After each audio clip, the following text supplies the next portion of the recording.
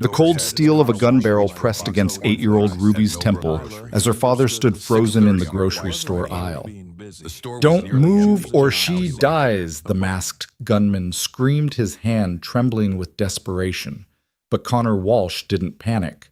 Instead, the single dad's eerily calm response would leave a watching CEO utterly speechless and change both their lives forever.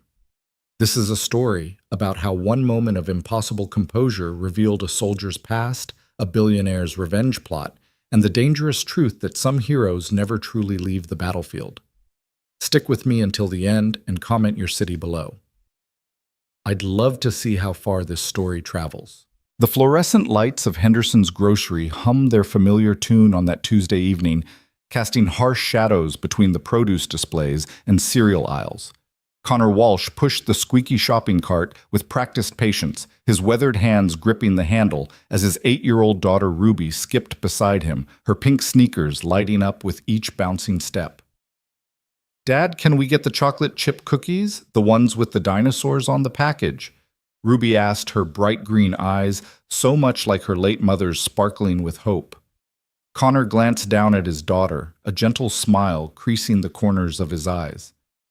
"We've got cookie dough at home, remember? We were going to make them together tonight."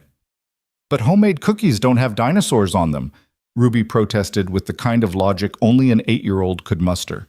"We could make dinosaur-shaped cookies," Connor suggested, reaching for a gallon of milk. His flannel shirt, worn soft from countless washes, stretched across his broad shoulders as he moved. To anyone watching, he looked like what he claimed to be a small-town plumber, maybe early 30s, raising his daughter alone. Nothing more, nothing less. The store was quiet for a Tuesday evening. Mrs. Chen was examining avocados with the intensity of a diamond appraiser. Tommy, the teenage cashier with too much acne and not enough confidence, was restocking candy bars near the register. A couple argued quietly near the frozen foods about whether to buy organic or regular vegetables, the kind of mundane drama that played out in grocery stores across America every single day. And then there was her. The woman in the back corner near the wine section who didn't quite fit. She wore a charcoal business suit that probably cost more than most people in Henderson made in a month. Her black heels clicked against the linoleum with precision, not the casual shuffle of a small-town shopper. She held a bottle of wine, a Chateau Margaux that Henderson's grocery definitely didn't stock, but her eyes weren't on the label. They were on Connor. Connor noticed her, of course. 7 years out of Afghanistan, but some habits died hard. He'd clocked her the moment she'd entered the store 5 minutes after him. The way she moved with purpose but tried to appear casual. The slight bulge near her hip that suggested a concealed carry permit and the training to use it. The way her gaze kept finding him across the aisles, pretending to study products she had no intention of buying. But Connor had learned to ignore such things. He was just a plumber now, a single dad. Whatever this woman's interest, it wasn't his problem, unless she made it his problem. He had milk to buy and cookies to bake. "Dad, you're doing the thing again," Ruby said, tugging on his flannel. "What thing?" "The thing where you look at everything except what you're looking at. Mom used to say you did it when you were worried." Connor's chest tightened at the mention of Sarah. 3 years gone, and Ruby still found ways to bring her mother into everyday conversation, keeping her memory alive in the small moments. He knelt down to Ruby's level, his knees protesting slightly. Another reminder of miles humped through Afghan mountains. "I'm not worried, sweetheart. Just thinking about what else we need. Did we put eggs on the list?" Ruby pulled out the crumpled piece of paper from her pocket, her handwriting a mix of careful letters and creative spelling. "Eggs, milk, bread. I mean bread, and something that looks like I can't read my own writing." "Butter," Connor reminded her. "You wrote it when you were watching cartoons." The automatic doors at the front of the store chimed their electronic welcome. Connor's head snapped up instinctively, his body tensing before his mind even processed what he was seeing. The man who entered was wrong in every way that mattered. Ski mask in September, hands jammed in the pockets of a coat too heavy for the weather, the jerky, twitchy movements of someone riding high on adrenaline or something chemical. Connor's hand moved instinctively to push Ruby behind him as the man pulled out a Glock 19. Connor recognized the model instantly and fired a shot into the ceiling. "Everybody down now! This is a robbery!" The sound crashed through the store like thunder. Ceiling tiles rained down in white chunks. Mrs. Chen screamed and dropped her avocados, which rolled across the floor like green grenades. The arguing couple near frozen foods hit the ground, the woman sobbing. Tommy the cashier stood frozen, his hands half raised, his face drained of color. "I said down!" The gunman swung the weapon wildly, his voice cracking with desperation. He was young, early 20s at most. Connor could tell from the voice, scared, desperate, the most dangerous kind of armed robber because scared people made stupid decisions. Connor moved with practiced efficiency, dropping to one knee and pulling Ruby down with him, positioning his body between her and the gunman. His hand covered her head, pressing her face gently against his chest. "It's okay, baby. Just like we practiced during earthquake drills, remember? Keep your head down and breathe slowly." Ruby's small body trembled against him, but she didn't cry out. Brave girl. Too brave for 8 years old. Too much like her father. The woman in the suit had dropped too, but Connor noticed she'd positioned herself behind an end cap display that would provide decent cover if shooting started. Her hand hovered near her hip. Professional. Trained. But not military. Military training left different tells. Private sector maybe. Corporate security at a high level. "You," the gunman pointed at Tommy. "Empty the register. All of it. And the safe in the back." I don't have the combination to the safe." Tommy stammered, his voice barely audible.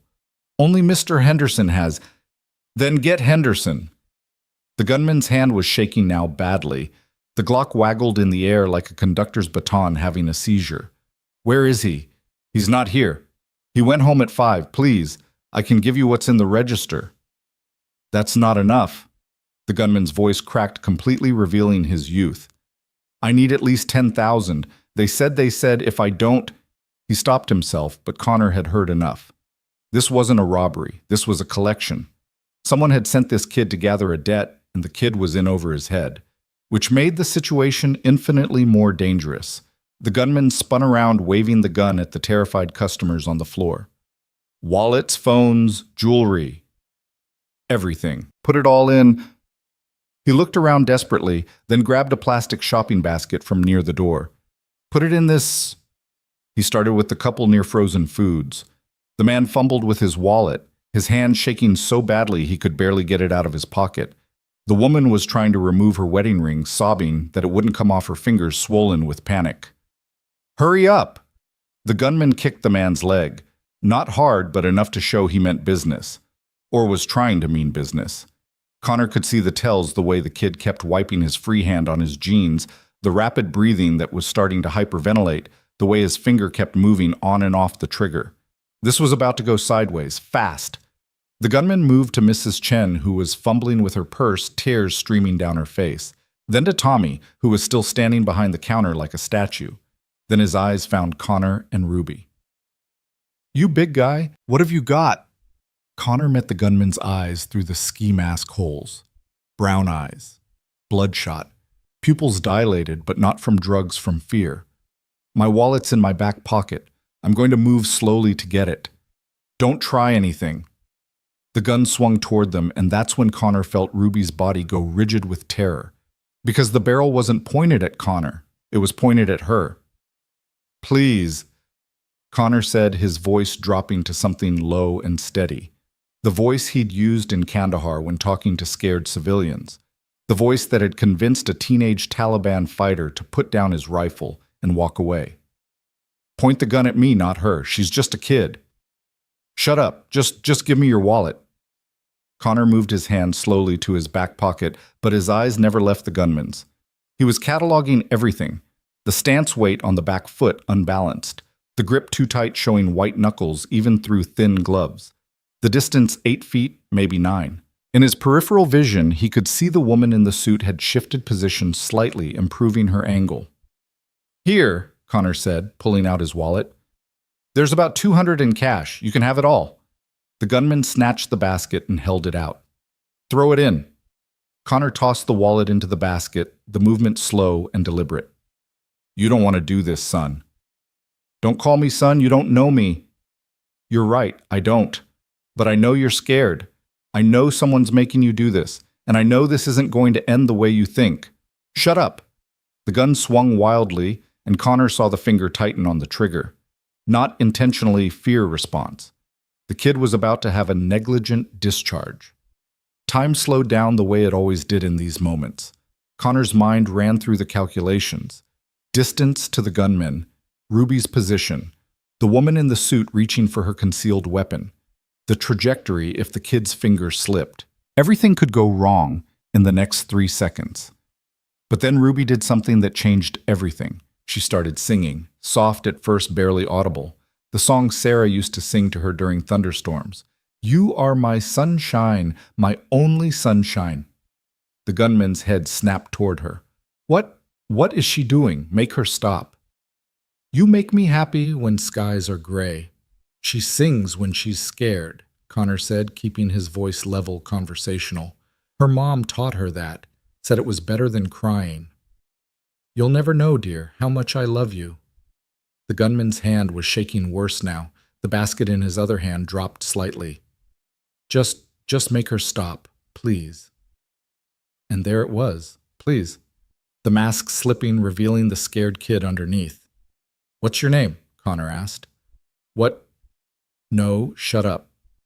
"My name's Connor. This is my daughter Ruby. The lady you robbed first is Mrs. Chen. She makes the best dim sum in town. That couple near the freezers just got engaged last week, saw it in the paper. Tommy there is saving up for college. We're all real people with real lives, just like you. Stop talking. You haven't hurt anyone yet." Connor continued, his voice steady as a heartbeat. "Right now, this is just robbery. You can walk away from robbery. But if that gun goes off, if someone gets hurt, everything changes. There's no walking away from that." The gunman's breathing was ragged now, almost sobbing. The gun dropped a few inches. "They'll kill me. If I don't get the money, they'll kill me." "Who will?" I took something I shouldn't have. Sold it to the wrong people. Now I owe..." The kid was crying now, tears soaking through the ski mask. "I owe 10 grand by midnight, or they said they'd go after my sister." Connor felt something shift in his chest. Not sympathy exactly, but understanding. He'd seen too many young men forced into impossible situations. Some in Afghan villages, some in American streets. The circumstances changed, but the desperation was always the same. "How old is your sister?" "Some 14. She doesn't know about any of this. She thinks I'm clean. I've been clean for 2 years, I swear, but then I found this package in a car I was detailing, and I thought I could make some quick money. Just once. But it belonged to the Riverside crew, and now..." Riverside.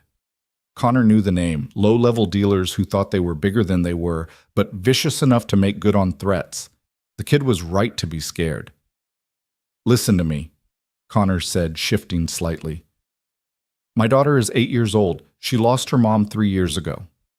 I'm all she has, and right now you're pointing a gun at the only family she has left. I understand you're trying to protect your sister, but I'm asking you, father to brother, don't make my daughter an orphan, not for $10,000, not for anything." The gun wavered, dropped another inch. "I can help you," Connor said.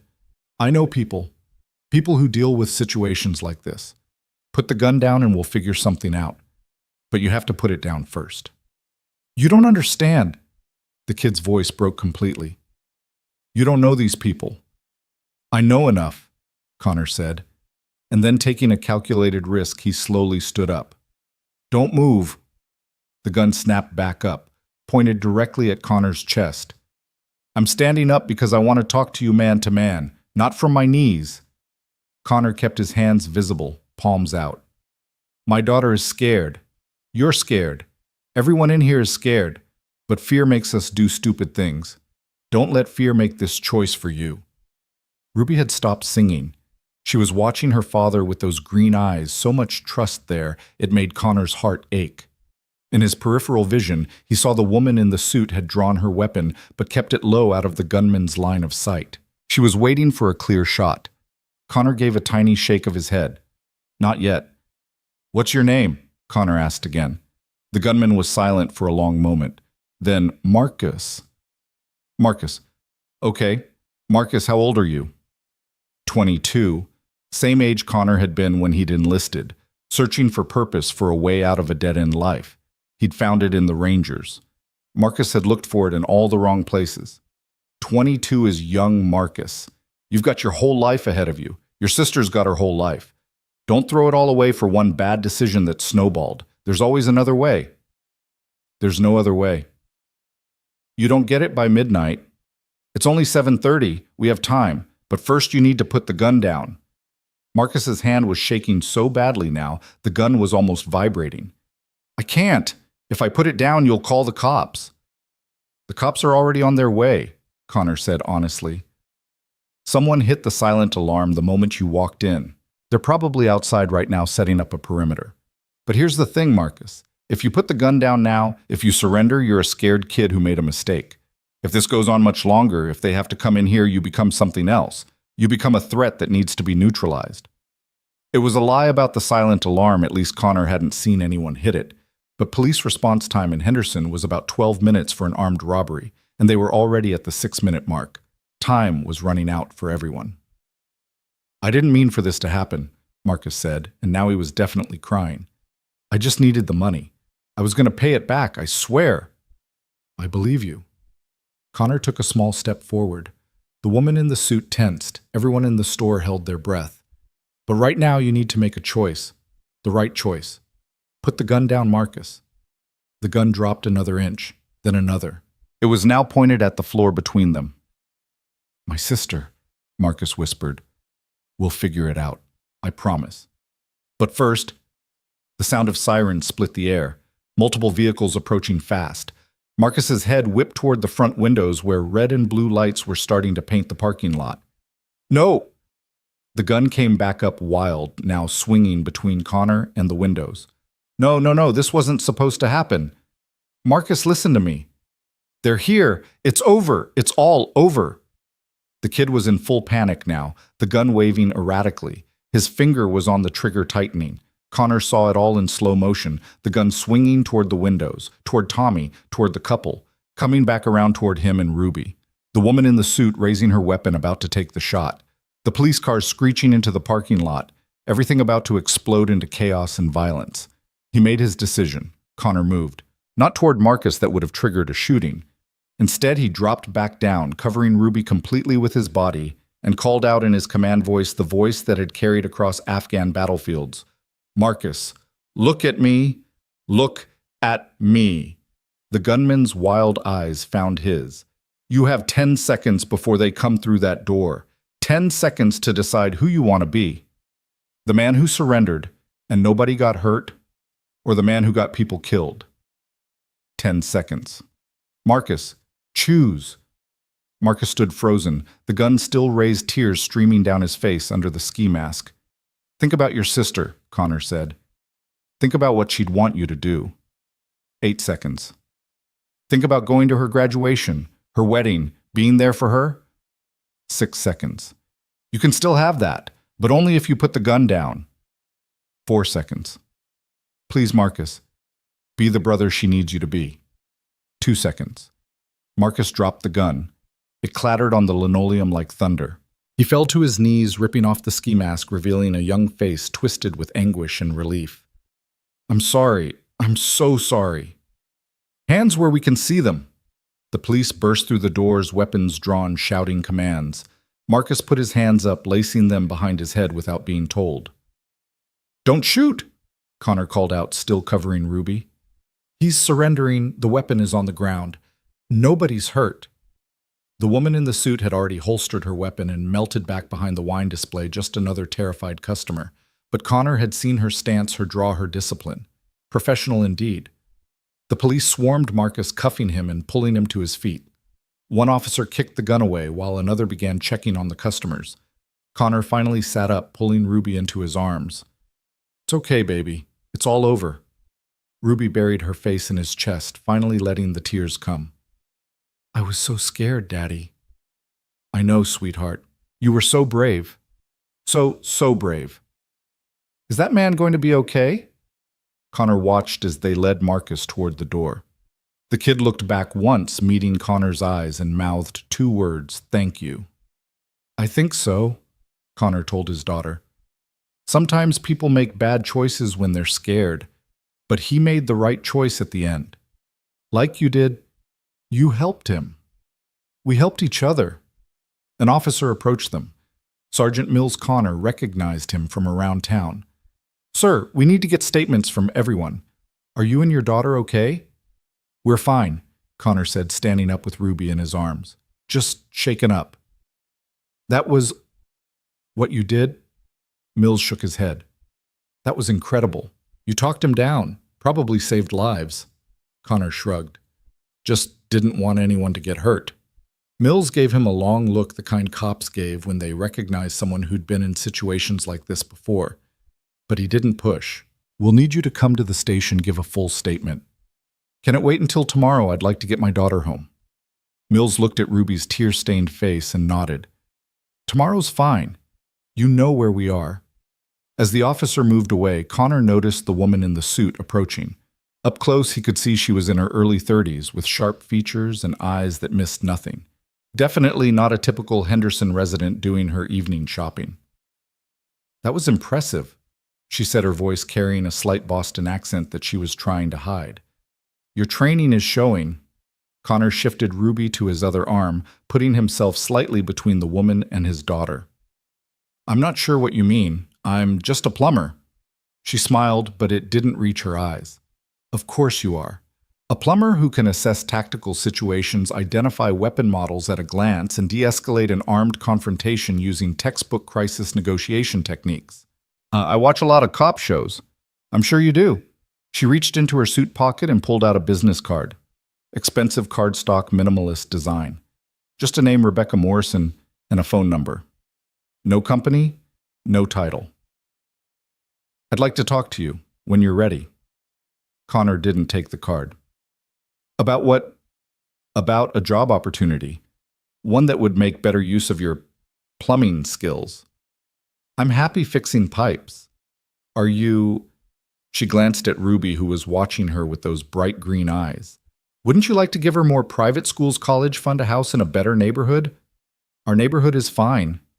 Is it Henderson's nice, but it's not exactly safe, is it? I mean, armed robberies in grocery stores. Connor's expression hardened. We're done here.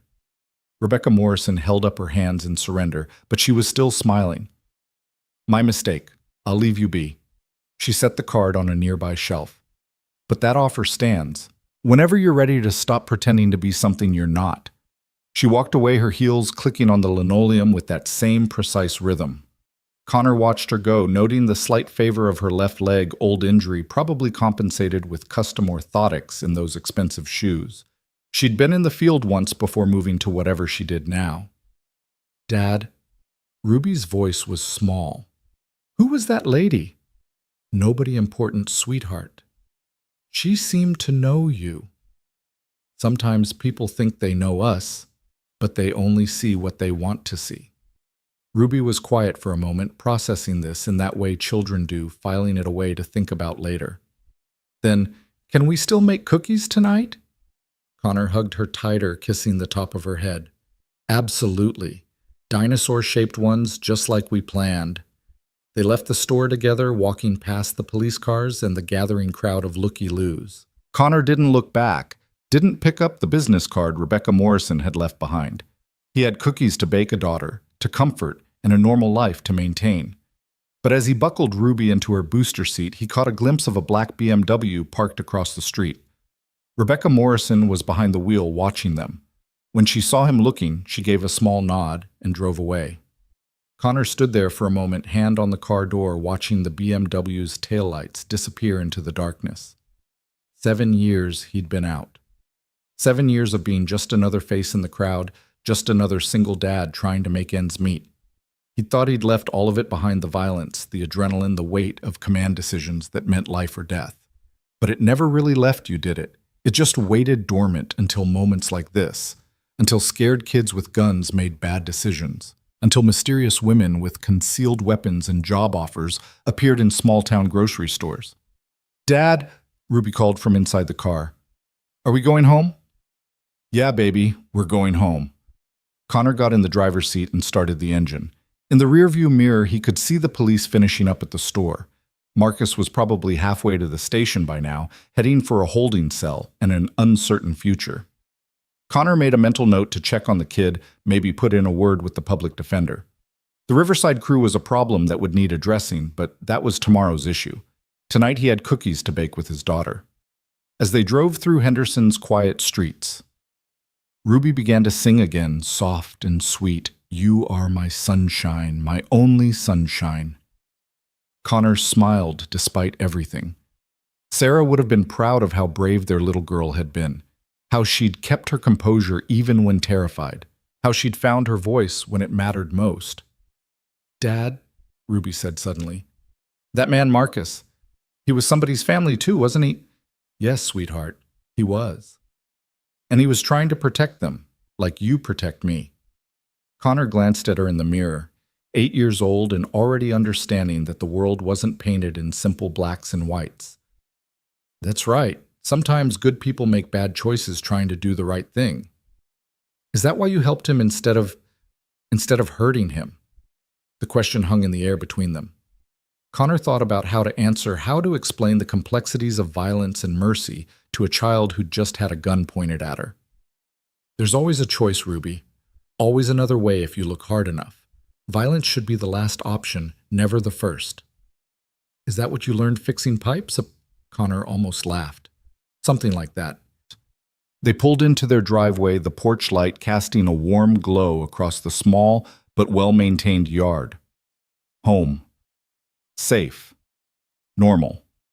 Everything Connor had worked to build for the past 7 years. But as he helped Ruby out of the car, he noticed something that made his instincts flare. The front door was exactly as they'd left it locked, no signs of forced entry.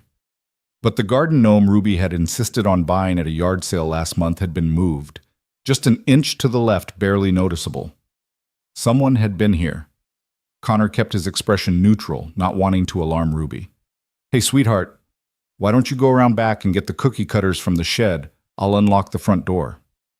By myself. You're brave enough. Just flip on the back light first. Ruby puffed up with pride at being trusted with this task and ran around the side of the house. Connor waited until she was out of sight, then approached the front door carefully. No other signs of disturbance. Nothing obviously wrong. But that gnome. He unlocked the door and pushed it open with his foot staying behind the frame.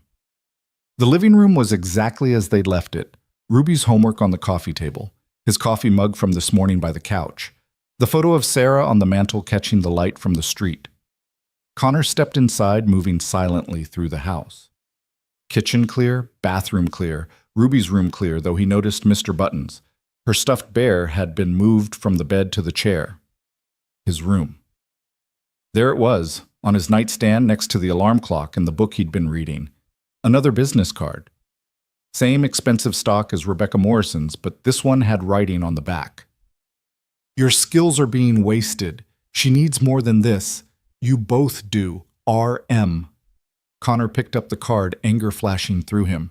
She'd been in his house, in his daughter's room. The violation of it made his hands clench. But under the anger was something else. Curiosity. Rebecca Morrison had resources skills and the audacity to break into an ex-Ranger's home just to leave a calling card. She was either very confident or very stupid, and Connor didn't think she was stupid. Dad, I got the cookie cutters. Ruby's voice carried from the kitchen.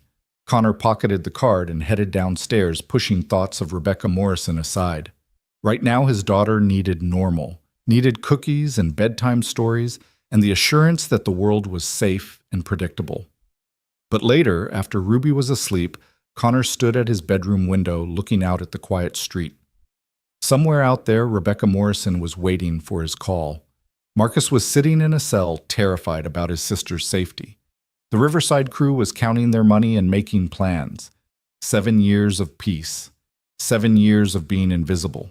Connor looked at the business card again, then at the photo of Sarah he kept on his dresser. She smiled back at him, frozen in time, forever young, forever gone. What would you tell me to do? He whispered to the photo. But he already knew the answer. Sarah had always said he was meant for more than the violence of war, that his skills, his training, his instincts, they could be used to help people, not just hurt them. She'd been the one to convince him to leave the Rangers to try for a normal life. But maybe normal wasn't enough anymore. Maybe Rebecca Morrison, whoever she really was, had a point. Maybe there was a way to be both the father Ruby needed and the soldier he'd never really stopped being. Connor set the card down and went to check on Ruby one more time. She was asleep. Mr. Buttons clutched in her arms, her face peaceful. No nightmares yet. They'd come later, he knew. The mind needed time to process trauma, and an 8-year-old mind would struggle with what had happened tonight. He stood in her doorway for a long moment, watching her breathe. Everything he did, every choice he made, it all came down to her. Keeping her safe, giving her a good life, being the father she deserved. But what if being that father meant being something more than just a plumber in a small town? What if it meant using his skills to make sure kids like Marcus didn't end up desperate and dangerous? What if it meant taking whatever job Rebecca Morrison was offering? Too many questions for one night. Connor closed Ruby's door gently and went back to his room. He'd think about it tomorrow. Talk to Marcus's public defender. Check on the kid's sister. Make sure the Riverside crew understood that Marcus was off limits now. And maybe, just maybe, he'd call the number on that business card. But not tonight. Tonight he'd stand watch like he always did. Listen to the sounds of the house settling, count Ruby's breaths from down the hall. Remember Sarah's laugh and the way she used to steal the covers. Outside, a car drove slowly past the house. Connor noted it without moving from his position on the bed sedan 4-door government plates. The FBI would be getting involved, now armed robbery being a federal crime if they wanted to push it. They'd want to talk to the man who'd talked down the gunman. They'd run his prints from the wallet Marcus had handled, find his service records, start asking questions. 7 years of being invisible shattered in a single evening. Connor smiled grimly in the darkness. Maybe it was time anyway. Maybe Ruby deserved a father who wasn't hiding from his past, but using it to build a better future. The car passed by again, slower this time. They were watching the house, making sure the hero of the hour didn't disappear in the night.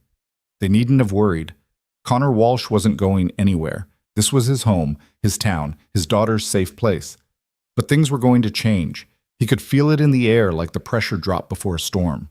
Rebecca Morrison's appearance, Marcus's desperate robbery, the FBI's interest, they were all pieces of something larger, patterns forming in the darkness waiting to be understood. Connor closed his eyes, but sleep wouldn't come. Too much adrenaline still in his system, too many ghosts stirring. In Afghanistan, after missions like this, he'd have his team to decompress with. Now it was just him and the silence and the weight of decisions yet to be made. His phone buzzed. Unknown number. He let it go to voicemail. It buzzed again immediately. Same number. On the third call, he answered. Walsh. Mr. Walsh. The voice was male official, trying to sound more important than it probably was. This is Special Agent David Park with the FBI. We'd like to speak with you about tonight's incident. I'm giving my statement to local police tomorrow. We'd prefer to handle this ourselves. National security implications. Connor almost laughed. A grocery store robbery has national security implications. You tell me, Sergeant Major Walsh, or should I say former Sergeant Major. 75th Ranger Regiment. 3 tours in Afghanistan. Silver Star, Bronze Star with Valor, Purple Heart. Quite a record for someone who's been fixing pipes for the past 7 years. So they'd already run him. Fast work. That's ancient history. Is it? A man with your training just happens to be in the right place at the right time to prevent what could have been a massacre. That's quite a coincidence. Life's full of coincidences. We'd like to discuss those coincidences. Tomorrow, 9 a.m., Federal Building downtown. I'll be taking my daughter to school at 9. 9:30 then. Agent Park, am I under arrest? So, no. Under investigation. Not at this time. Then I'll come in when I'm ready, if I decide to come in at all. Have a good night. He hung up. The phone immediately started buzzing again, but Connor turned it off. Let them stew. He wasn't some rookie they could push around with vague threats and official voices. But their interest was troubling. They jumped on this too fast, shown too much interest in a simple robbery. Either they'd been watching him already, or Rebecca Morrison had connections that went higher than he'd thought. A soft knock at his door made him tense. Dad? Come in, sweetheart. Ruby patted in, Mr. Buttons dragging behind her. I had a bad dream. Connor lifted the covers and she climbed in beside him, curling into his side the way she had as a toddler. Want to talk about it? The bad man was there, but this time his gun was bigger. And there were more bad men. And they hurt you. Connor pulled her close. Just a dream, baby. I'm right here. I'm not going anywhere. Promise. Promise. Dad, why did that lady say you were pretending to be something you're not? Kids heard everything, remembered everything. Connor chose his words carefully. Before you were born, before I met your mom, I had a different job. I was a soldier, like in the army. Something like that. Did you stop being a soldier when I was born? I stopped when I met your mom. She showed me there were other ways to help people. Ruby was quiet for a moment, processing. But you helped that man tonight, the scared one with the gun. You helped him like a soldier would. Maybe a little. Is that bad?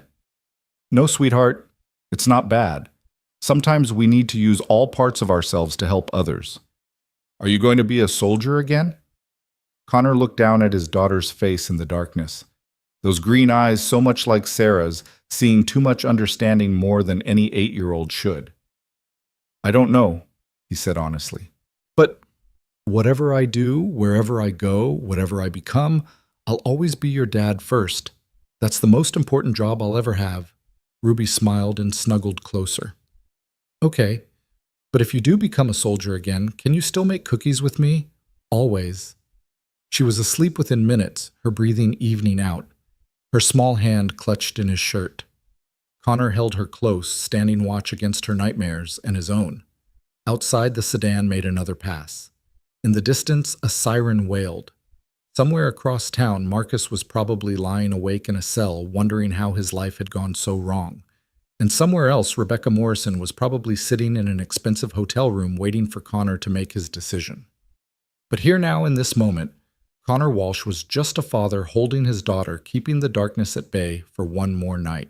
Tomorrow would bring its complications, FBI agents, and mysterious job offers, and the chaos of a world that wouldn't let him stay hidden. But tonight he had this: Ruby's warmth against his side, the quiet of their small house, the photos of Sarah watching over them both. It was enough. It had to be enough. Until it wasn't. The morning came too soon, bringing with it the harsh reality of decisions that couldn't be postponed. Connor stood at the kitchen counter making Ruby's favorite breakfast pancakes shaped like Mickey Mouse while she sat at the table unusually quiet for a girl who normally chattered nonstop about everything from her favorite cartoon to why clouds looked like cotton candy. You okay, sweetheart? Connor asked, flipping a pancake with practiced ease. Ruby pushed her orange juice around in circles. Tommy's mom called Mrs. Peterson last night. She said Tommy won't be working at the grocery store anymore. She said what happened was too scary. Connor set the pancake on her plate, adding a smiley face with syrup. People react to scary things differently. Tommy's mom just wants to keep him safe. But you kept me safe, and we still went home to the same house.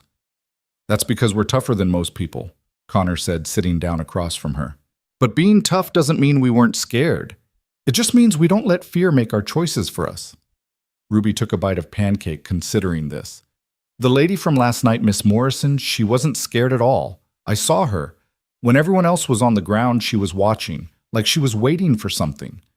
Connor's hand paused halfway to his coffee mug. You noticed that?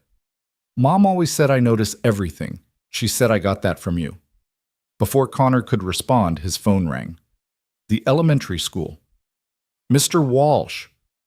This is Principal Roberts. I'm calling to check on Ruby after what happened last night.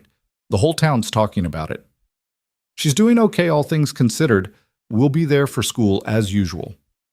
Actually, that's why I'm calling. Given the circumstances, if Ruby needs a few days... Routine is important, Connor interrupted. She needs normal right now. Of course, but Mr. Walsh, there will be questions. From other parents, from the children. Are you prepared for that? Connor looked at Ruby, who was now making her pancake do a swimming motion through the syrup pool. We'll handle it. After hanging up, Connor noticed a black sedan parked across the street, different from last night's, but equally obvious. The FBI wasn't being subtle about their surveillance.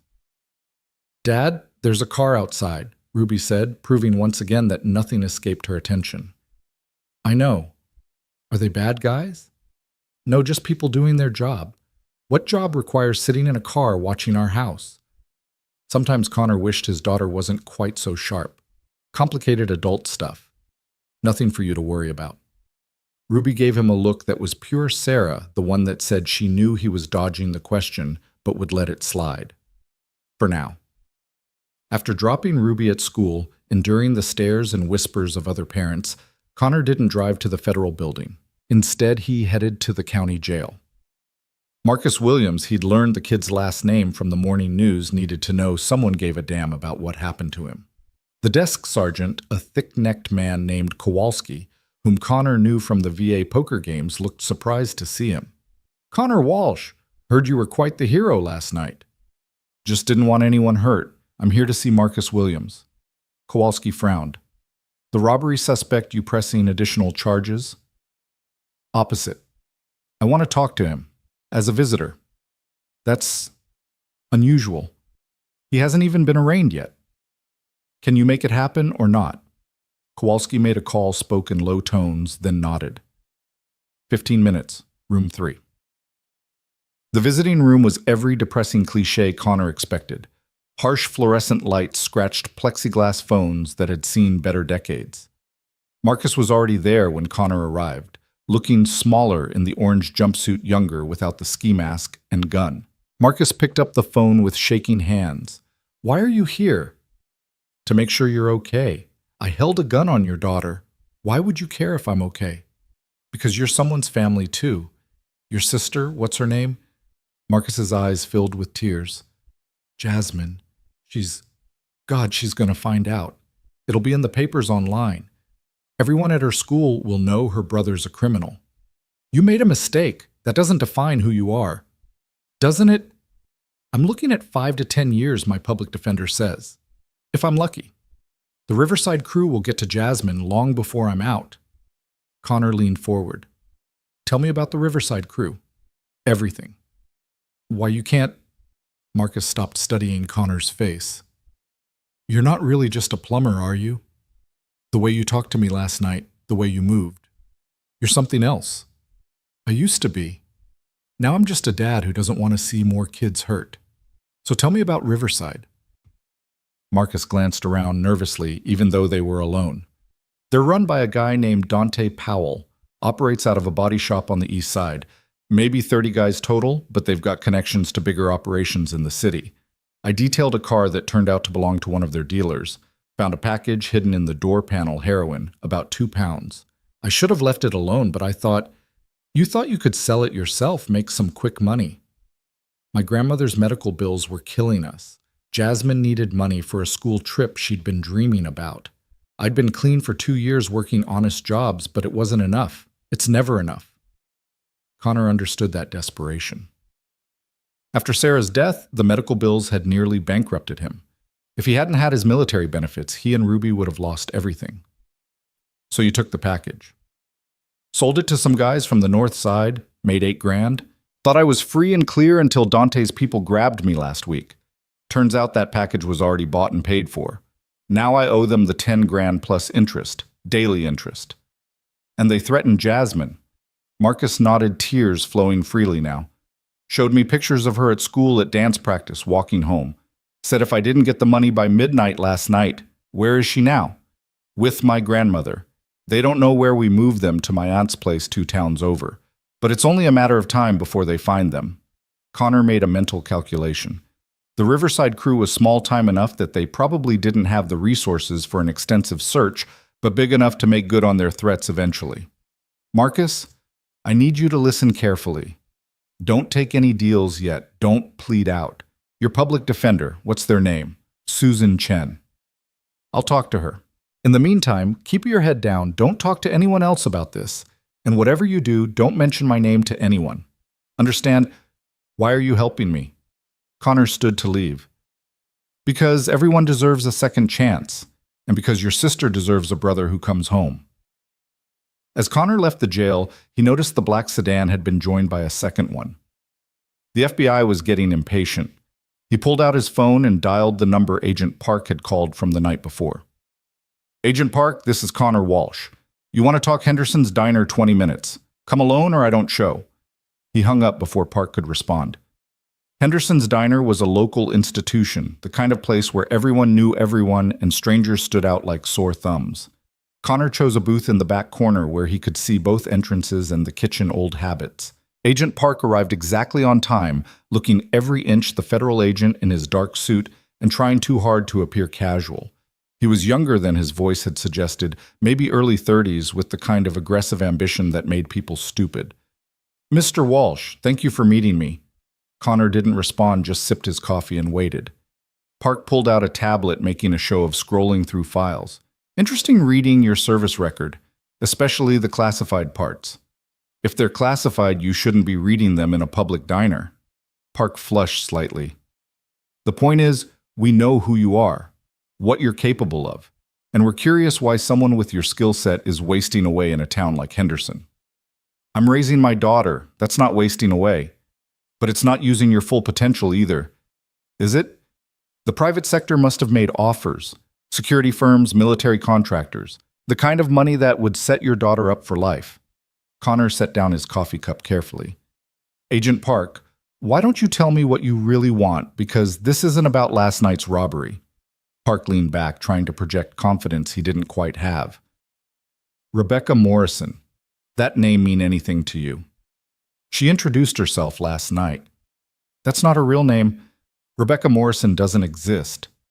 The woman you met is a ghost in our system. Professional alias, no real identity we can trace. But she's been linked to several high-profile corporate espionage cases, possible assassination of a federal judge 3 years ago, and about a dozen other crimes we can't quite prove." Connor kept his expression neutral, but his mind was racing. Rebecca Morrison had seemed dangerous, but this was another level entirely. "And you think I'm connected to her?" "I think she came to Henderson specifically for you. The robbery was just fortunate timing, or maybe she orchestrated it. Either way, she made contact, and we need to know why." "She offered me a job. I declined. That's simple. That's simple." Park pulled out a photograph, a surveillance shot of Rebecca Morrison from last night. "This woman is dangerous, Mr. Walsh. If she contacts you again." "I'll handle it." "You'll handle it." "Mr. Walsh, this is a federal investigation." Connor stood up, tossing a 10 on the table for his coffee. "Agent Park, I did my time serving this country. I've got an honorable discharge and a daughter to raise, unless you're charging me with something we're done here. We could make your life difficult." Connor leaned down, his voice dropping to the tone that had made Taliban fighters surrender. "Son, I've had difficult. I've been shot, blown up, and watched friends die in places you can't even pronounce. You think some junior FBI agent throwing his weight around scares me? You want to surveillance my house? Follow me around. Waste taxpayer dollars, go ahead. But if you come near my daughter, if you interfere with her life in any way, you'll learn what difficult really means." Park swallowed hard. "Is that a threat?" "It's a promise. Have a nice day, Agent." Connor walked out, noting the 2 agents in a car outside, trying to look inconspicuous. As he drove away, he caught them scrambling to follow. Amateur hour. But Park's information about Rebecca Morrison was troubling. Corporate espionage was one thing, but assassination. That changed the calculus entirely. What did someone like that want with a small-town plumber? His phone buzzed. Unknown number, but somehow Connor knew who it would be. "Hello, Rebecca, or should I call you something else?" Her laugh was rich, amused. "Rebecca is fine for now. I hear you've been busy this morning, visiting poor Marcus, intimidating federal agents. Not very plumber-like behavior. How did you never mind? What do you want?" "To offer you a solution to several problems. Marcus owes $10,000 to some very unpleasant people. You need that problem to go away. I can make it happen. In exchange for a conversation, face-to-face, somewhere public if it makes you feel safer." Connor thought about Jasmine Williams, 14 years old, looking over her shoulder for the rest of her life.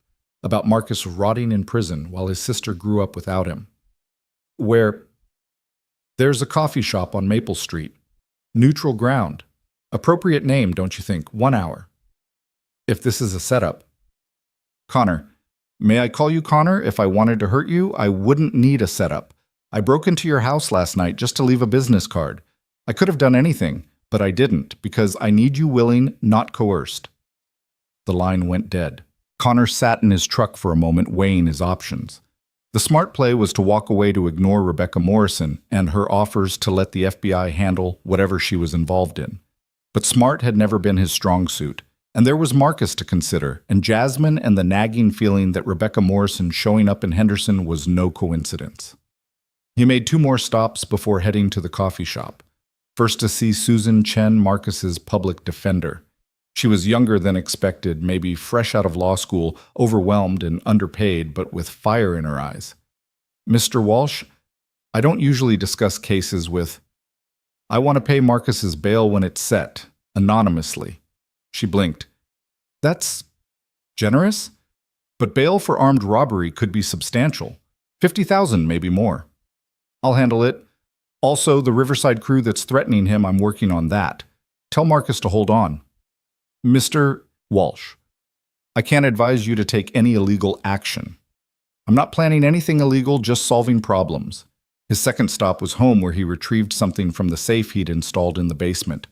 The Sig Sauer P226 felt familiar in his hand, like shaking hands with an old friend. 7 years since he'd carried, but some things the body never forgot. He tucked it under his flannel, grabbed a few other items, then headed to meet Rebecca Morrison. Neutral Ground Coffee Shop was one of those aggressively hip places that had sprouted up as Henderson tried to attract young professionals. Exposed brick industrial fixtures, baristas with more piercings than fingers.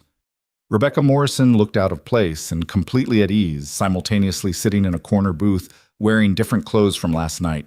Jeans, a cashmere sweater, looking like any other soccer mom grabbing afternoon coffee. Connor slid into the seat across from her. "The FBI says you're dangerous." "The FBI says a lot of things. How many are true?" "They say Rebecca Morrison doesn't exist." She smiled, stirring her latte with deliberate slowness. "Rebecca Morrison exists as much as Connor Walsh the plumber does. We are who we need to be." "Who were you before?" "Does it matter?" "Who were you before you became a father? Before you became a soldier? We're all just layers of identity, each one as real as the last." Pretty philosophical for a corporate spy. "Is that what they told you I am?" She seemed genuinely amused. "I suppose that's one layer. I've been many things. Right now I'm someone who needs your particular skills." "I'm just a plumber." "You're a former ranger who talked down an armed robber, intimidated a federal agent, and is currently carrying a Sig Sauer, despite not having done so for 7 years. The weight distribution of your shirt changed. You're favoring your right side slightly, and you've checked the exits 3 times since sitting down." Connor leaned back, observant. "It's what I do, among other things, like breaking into people's homes. I needed to verify some things. Your daughter's room, for instance. No photos of her mother. She keeps them hidden in a box under her bed. She's protecting you from painful memories. Remarkable emotional intelligence for an 8-year-old. Connor's hand moved toward the Sig. "You stay away from my daughter." "Relax. I have no interest in harming Ruby. Quite the opposite. I think she deserves better than watching her father slowly die inside while pretending to be satisfied with mediocrity." "Careful." Rebecca pulled out a tablet, slid it across the table. On the screen was a photo of a man Connor didn't recognize, heavy-set, tattooed, cruel eyes. "Dante Powell," she said. "The man threatening Marcus Williams and his sister. Former Marine dishonorable discharge for drug trafficking. Now runs the Riverside crew and has ambitions of expanding. He's also responsible for 3 murders the police can't prove and the overdose deaths of at least a dozen teenagers." "Why do you care?" "I don't particularly, but you do, and I need you to care about what I care about. So consider this a gesture of good faith." She swiped to another screen, financial records. "Dante keeps his money in several accounts, but the main one is here. $14 million. Drug money, but laundered well enough that it looks almost legitimate. I can make it disappear. Make him disappear if necessary. The Riverside crew would collapse within days. Marcus's debt would become irrelevant. And in return, you work for me. Security consulting officially. Your background makes it plausible. The pay is substantial, $500,000 a year to start. Ruby gets the best schools, the best opportunities, the best life you can give her." "What's the real job?" Rebecca's expression shifted, becoming something harder, more focused. "There's a man. A judge, actually. James Wellington. Respected, powerful, connected. also responsible for destroying dozens of lives through corruption and false convictions. The FBI can't touch him. He owns too many people. The justice system can't touch him. He is the justice system. But I can touch him. With your help. Connor studied her face, seeing the personal stakes hidden beneath the professional veneer. He hurt someone you cared about. He destroyed everything I cared about. But that's my story, not yours. What matters is that taking him down would be justice, real justice, not the pretend kind that happens in courtrooms. You mean revenge? Sometimes they're the same thing. Connor was quiet for a moment, thinking about Marcus in his cell, about Jasmine looking over her shoulder, about Ruby asking why bad things happen to good people. If I say no, then you go back to your life. Marcus goes to prison. His sister lives in fear. You keep fixing pipes and dying slowly inside while telling yourself it's for Ruby's own good. And Wellington continues destroying lives with impunity. And if I say yes, Rebecca smiled, and for the first time it reached her eyes. Then we save Marcus, protect his sister, secure Ruby's future, and maybe, just maybe, we make the world a slightly better place. Or at least a slightly more just one. Connor thought about the cig's weight against his ribs, about the skills he'd spent 7 years trying to forget about the photo of Sarah on his nightstand, and what she'd want him to do. Dante Powell first, he said. We solve that problem, then we talk about Wellington. Deal. Rebecca extended her hand across the table. Her grip was firm, calloused in places that suggested weapons training. Welcome to the real world, Connor Walsh. As they shook hands, Connor noticed movement outside the FBI surveillance team had found them. Park was going to be pissed. We have company, he said. Rebecca didn't even look. They've been there for 10 minutes. Sloppy tail job. Don't worry, they can't hear us and they won't interfere. The FBI's interest in me is complicated. Complicated how I occasionally do work for them. Unofficial work. The kind that doesn't appear in reports or budget meetings. Agent Park doesn't know that, of course. He's too junior, but his superiors do. Connor shook his head. So you're a government asset. Sometimes. Sometimes I'm a private contractor. Sometimes I'm a ghost. Today, I'm your employer. The question is, are you ready to stop pretending to be just a plumber? Connor thought about Ruby that morning, noticing everything, understanding too much. She was growing up in a world that wouldn't always be kind or fair. He could either teach her to hide from it like he'd been doing, or teach her to face it with strength and intelligence. I need to pick up my daughter from school in an hour. Of course. Family comes first. Always. That's why I chose you, Connor. You understand what matters. Most people in our line of work forget. They become the mission, lose their humanity. But you held your daughter while she sang to a gunman. You visited the kid who threatened you. You still have your soul. You don't know me. I know enough. I know Sarah died of cancer 3 years ago. I know you blame yourself for not being there during her last months because you were deployed. I know you've been punishing yourself ever since by living this half-life. And I know Ruby deserves a father who's fully present, not just going through the motions. Connor stood abruptly. We're done for today. Of course. But Connor Dante Powell will be at his body shop tonight, alone counting money. He always is on Wednesdays. Do with that information what you will. She slid a car key across the table. Black Suburban parked around the corner. Clean registration, untraceable, in case you need it. Connor left the key on the table and walked out. But as he passed the Suburban, he paused. Through the tinted windows, he could see tactical gear communications equipment and what looked like surveillance photos of the Riverside Cruise operation. Rebecca Morrison had been planning this for a while. At school pickup, Ruby ran to him with her usual enthusiasm, backpack bouncing artwork clutched in her hand. Dad, look what I made. It's you as a superhero. The drawing showed a figure in blue, presumably him standing protectively over a smaller figure in pink. Around them were other people, all safe under the superhero's watch.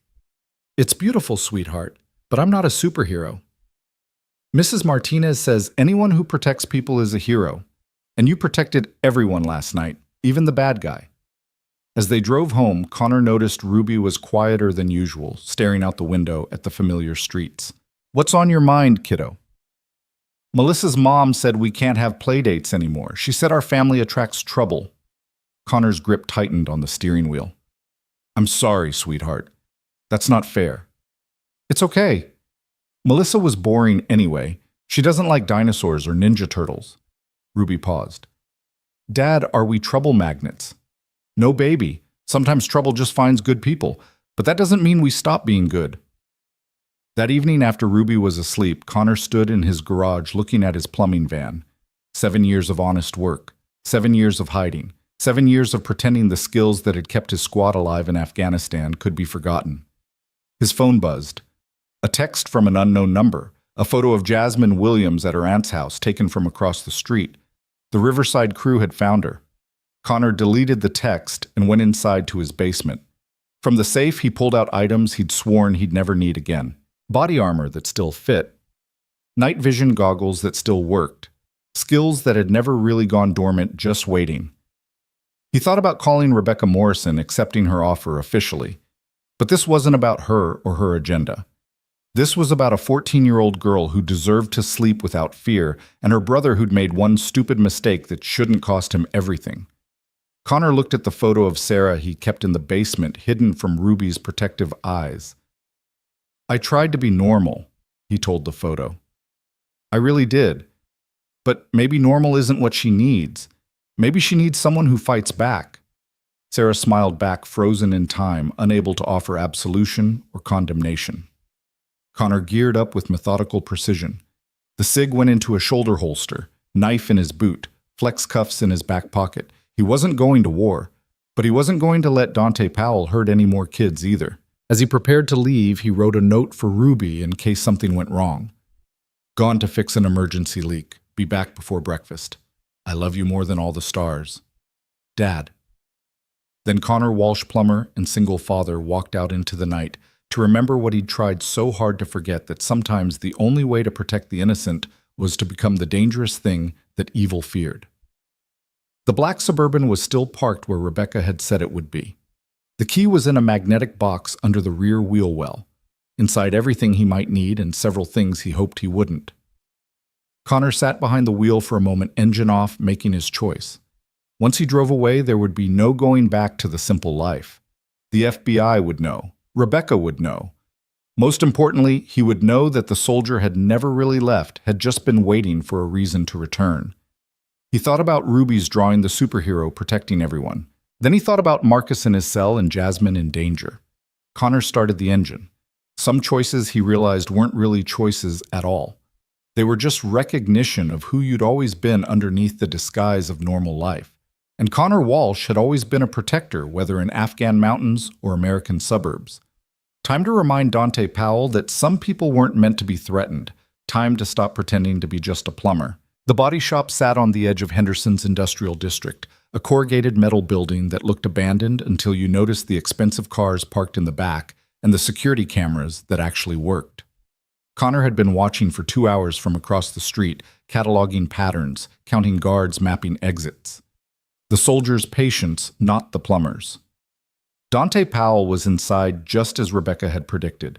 His custom Escalade was parked by the rear entrance, gleaming under the security lights.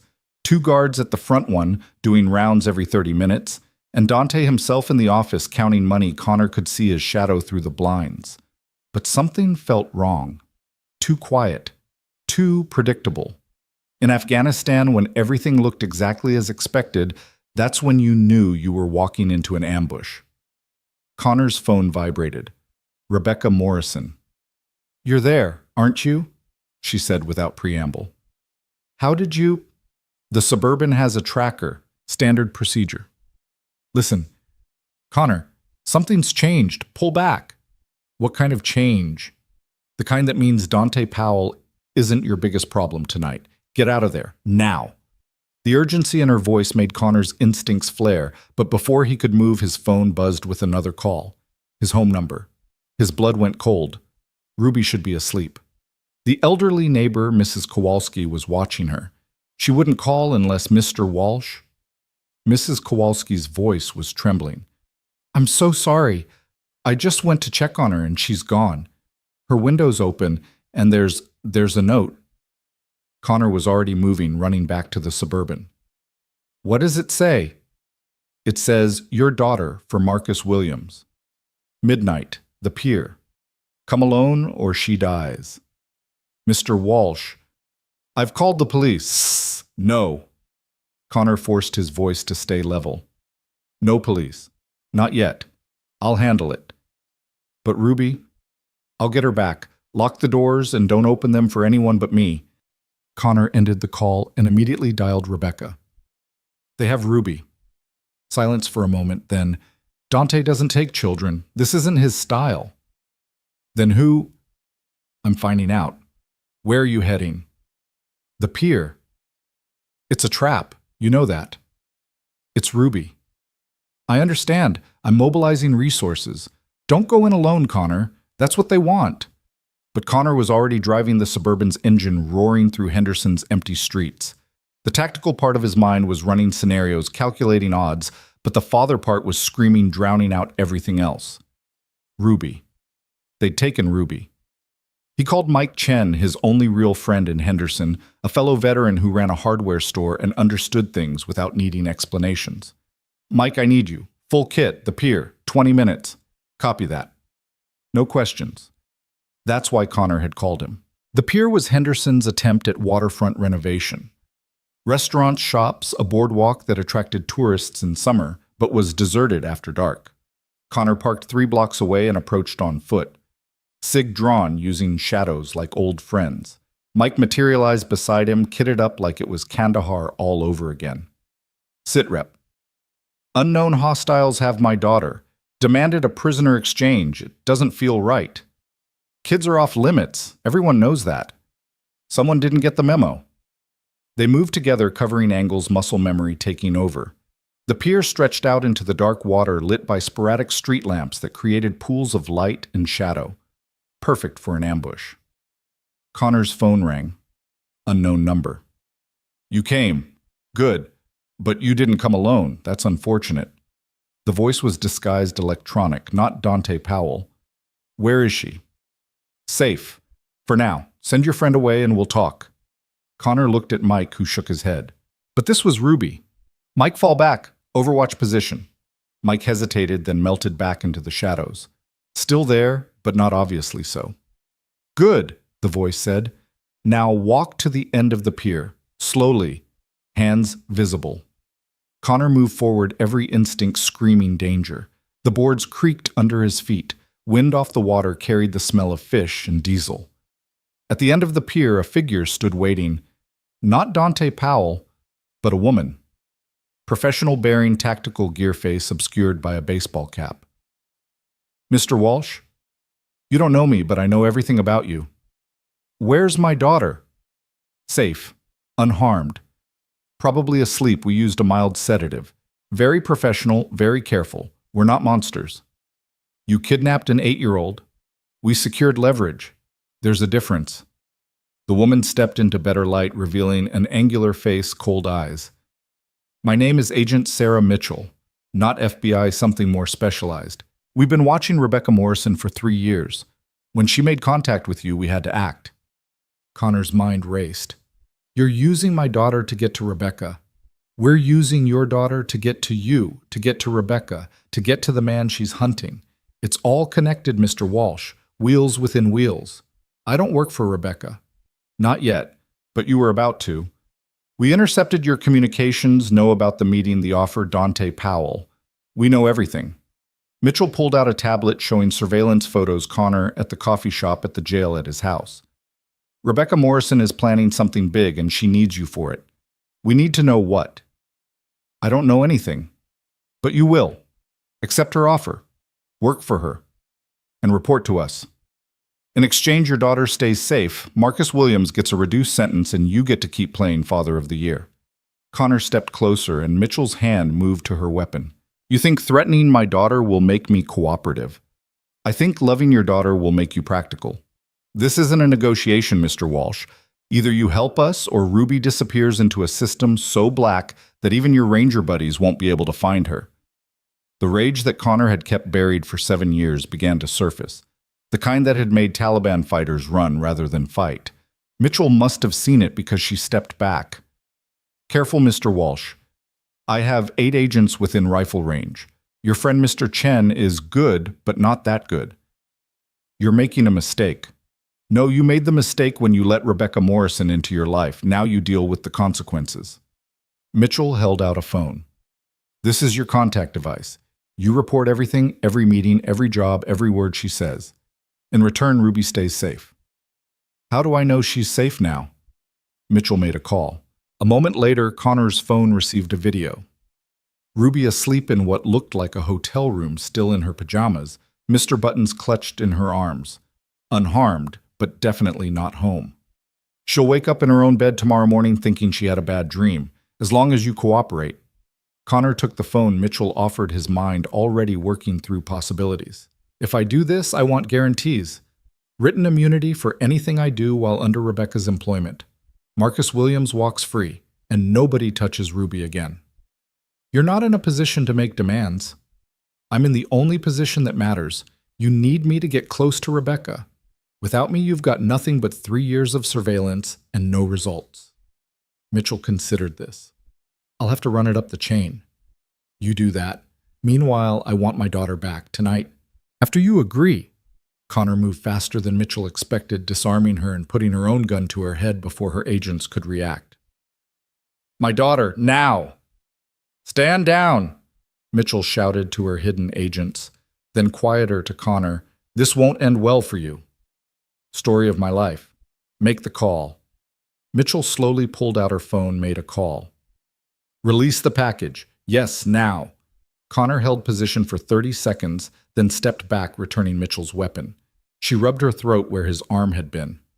You just made an enemy. Get in line. Connor's phone buzzed. Mrs. Kowalski. Mr. Walsh, Ruby just appeared in her bed. I don't understand. She was gone and now she's back and she won't wake up properly. It's okay. I'll be home in 10 minutes. She's safe. Don't call anyone. Connor turned to leave, but Mitchell's voice stopped him. This isn't over. You work for us now, whether you like it or not. I work for my daughter. Everything else is negotiable. As Connor walked back down the pier, Mike emerged from the shadows, rifle at the ready. What the hell was that about? Complicated. Thanks for the backup. Ruby okay? She will be. Mike studied his face. This is going to get worse before it gets better, isn't it? Yeah. You need help, you call. Day or night. Connor nodded, grateful for the simplicity of soldiers' loyalty. They parted ways, and Connor drove home faster than legal, needing to see Ruby with his own eyes. She was in her bed, just as Mitchell had promised, sleeping deeply, but normally. Connor checked her for injuries, found none, then sat on the edge of her bed, watching her breathe. The rage was still there, cold now patient. Someone had touched his daughter. Someone would pay for that. His phone rang. Rebecca Morrison.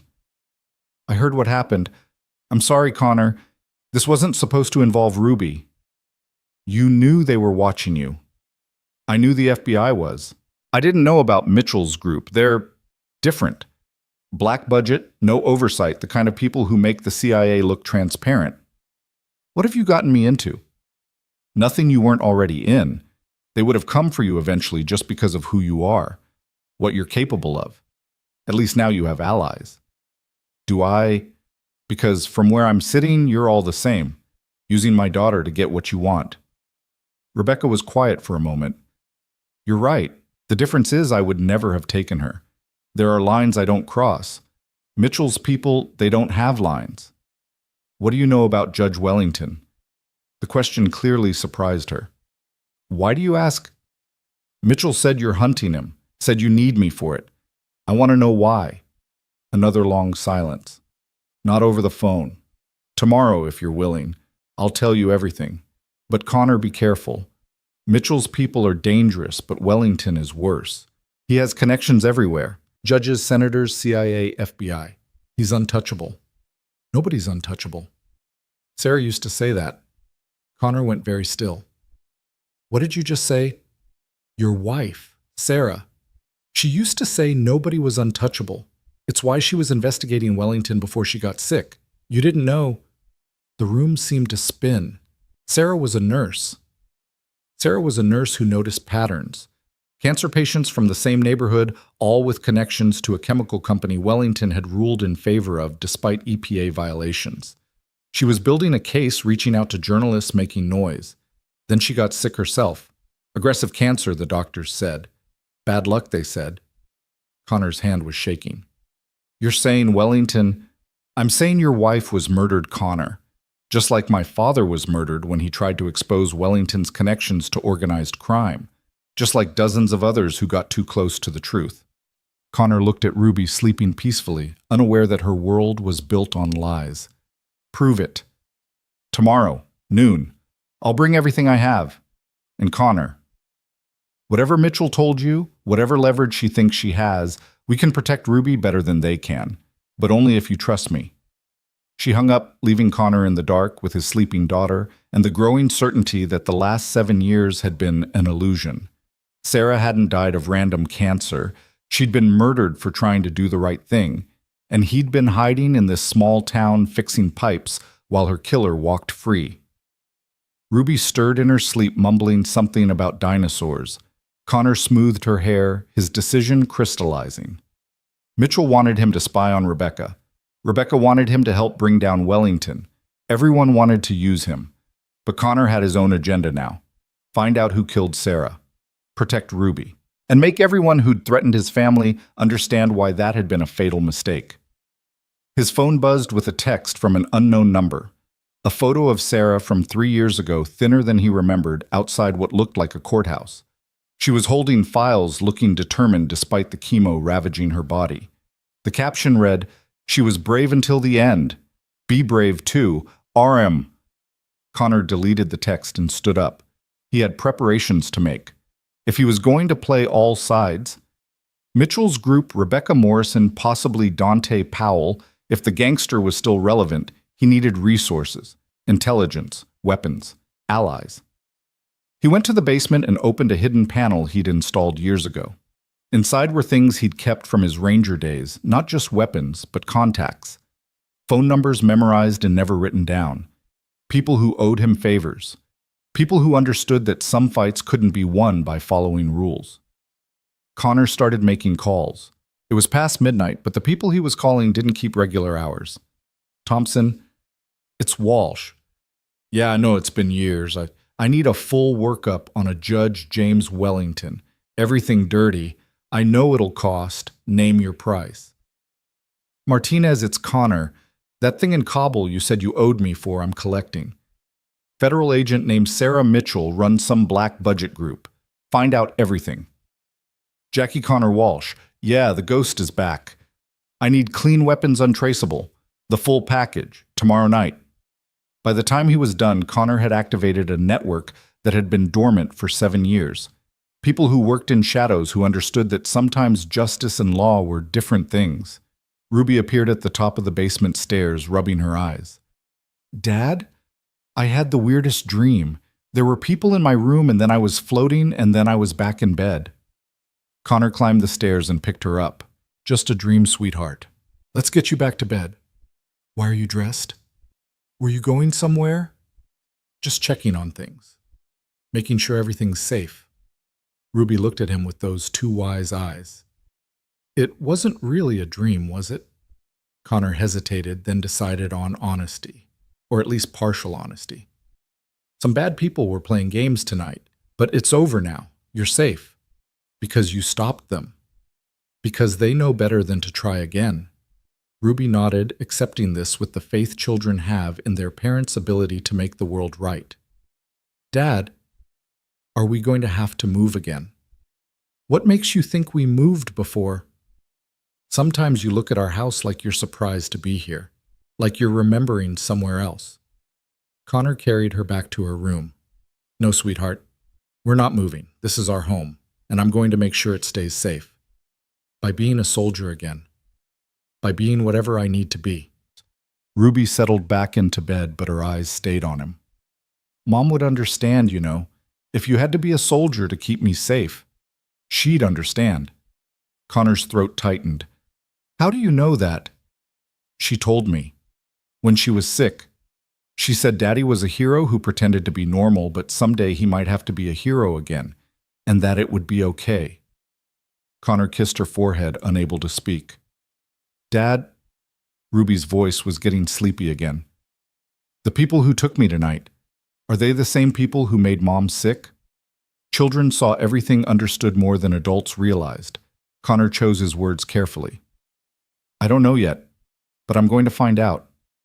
And if they are, then they'll learn why that was a mistake.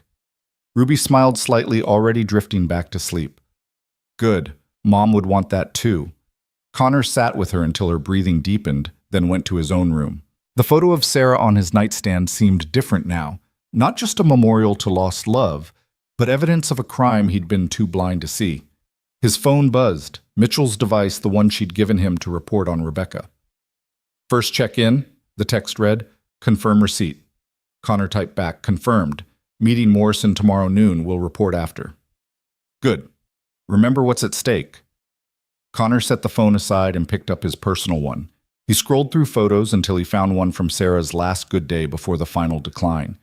She was in the garden, smiling despite the pain planting flowers she'd never see bloom. But in the background, barely visible, was a car, a black sedan with government plates. He'd never noticed it before, never had reason to look. But now, Connor zoomed in on the photo. The license plate was partially visible. He wrote it down, another piece of a puzzle that was finally taking shape. Someone had been watching Sarah, watching them, even then. The question was, had they been watching to protect or to ensure she never revealed what she'd discovered? Connor went to the window, looking out at the quiet street. Two sedans now, one FBI, one probably Mitchell's team, both thinking they owned him. They were about to learn otherwise. His phone rang. Mike Chen. Brother, you need to see the news. Connor turned on the TV. Breaking news banner. Federal Judge James Wellington announces Senate-run promises to restore law and order. The man on screen was distinguished, silver-haired, radiating authority and trustworthiness. The kind of face juries believed voters trusted and nobody suspected could order murders. Connor, you there? She's... Yeah, just processing. This connected to tonight. Everything's connected. You need backup, you call. Whatever this is, you don't have to face it alone. Connor appreciated the loyalty, but this was beyond what friendship could fix. Thanks, Mike. But this one's personal. After hanging up, Connor made one more call, a number he'd sworn he'd never use. Well, well, the voice on the other end drawled. Connor Walsh. Thought you were dead. Not yet, Colonel, but I need a favor. After 7 years of radio silence, must be serious. It is. Judge James Wellington. I need everything, and I mean everything. Wellington Christ Connor, why not just paint a target on your forehead? Maybe I already have. The colonel was quiet for a moment. This about Sarah? You knew. I suspected. Few others did too, but Wellington's connected enough to make suspicions disappear. You sure you want to open this door? It's already open. Question is whether I walk through it or get dragged. All right, give me 48 hours. But Connor, if you're going after Wellington, you better be ready for war, real war, the kind where there are no rules and everybody's expendable.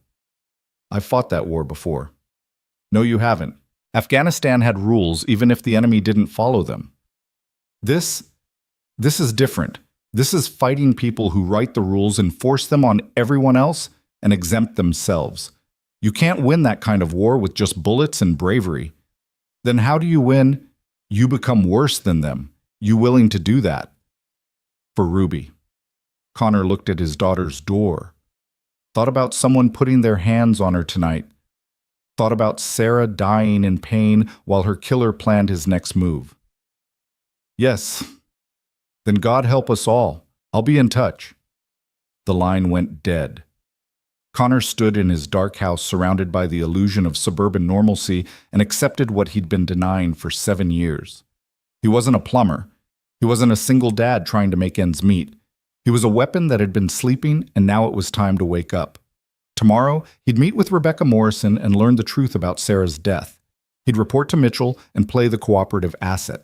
He'd check on Marcus and make sure the kid understood how lucky he was to be alive. But tonight he'd stand watch over his daughter and plan how to destroy everyone who'd made the fatal error of threatening his family. The plumber was dead. The soldier was back.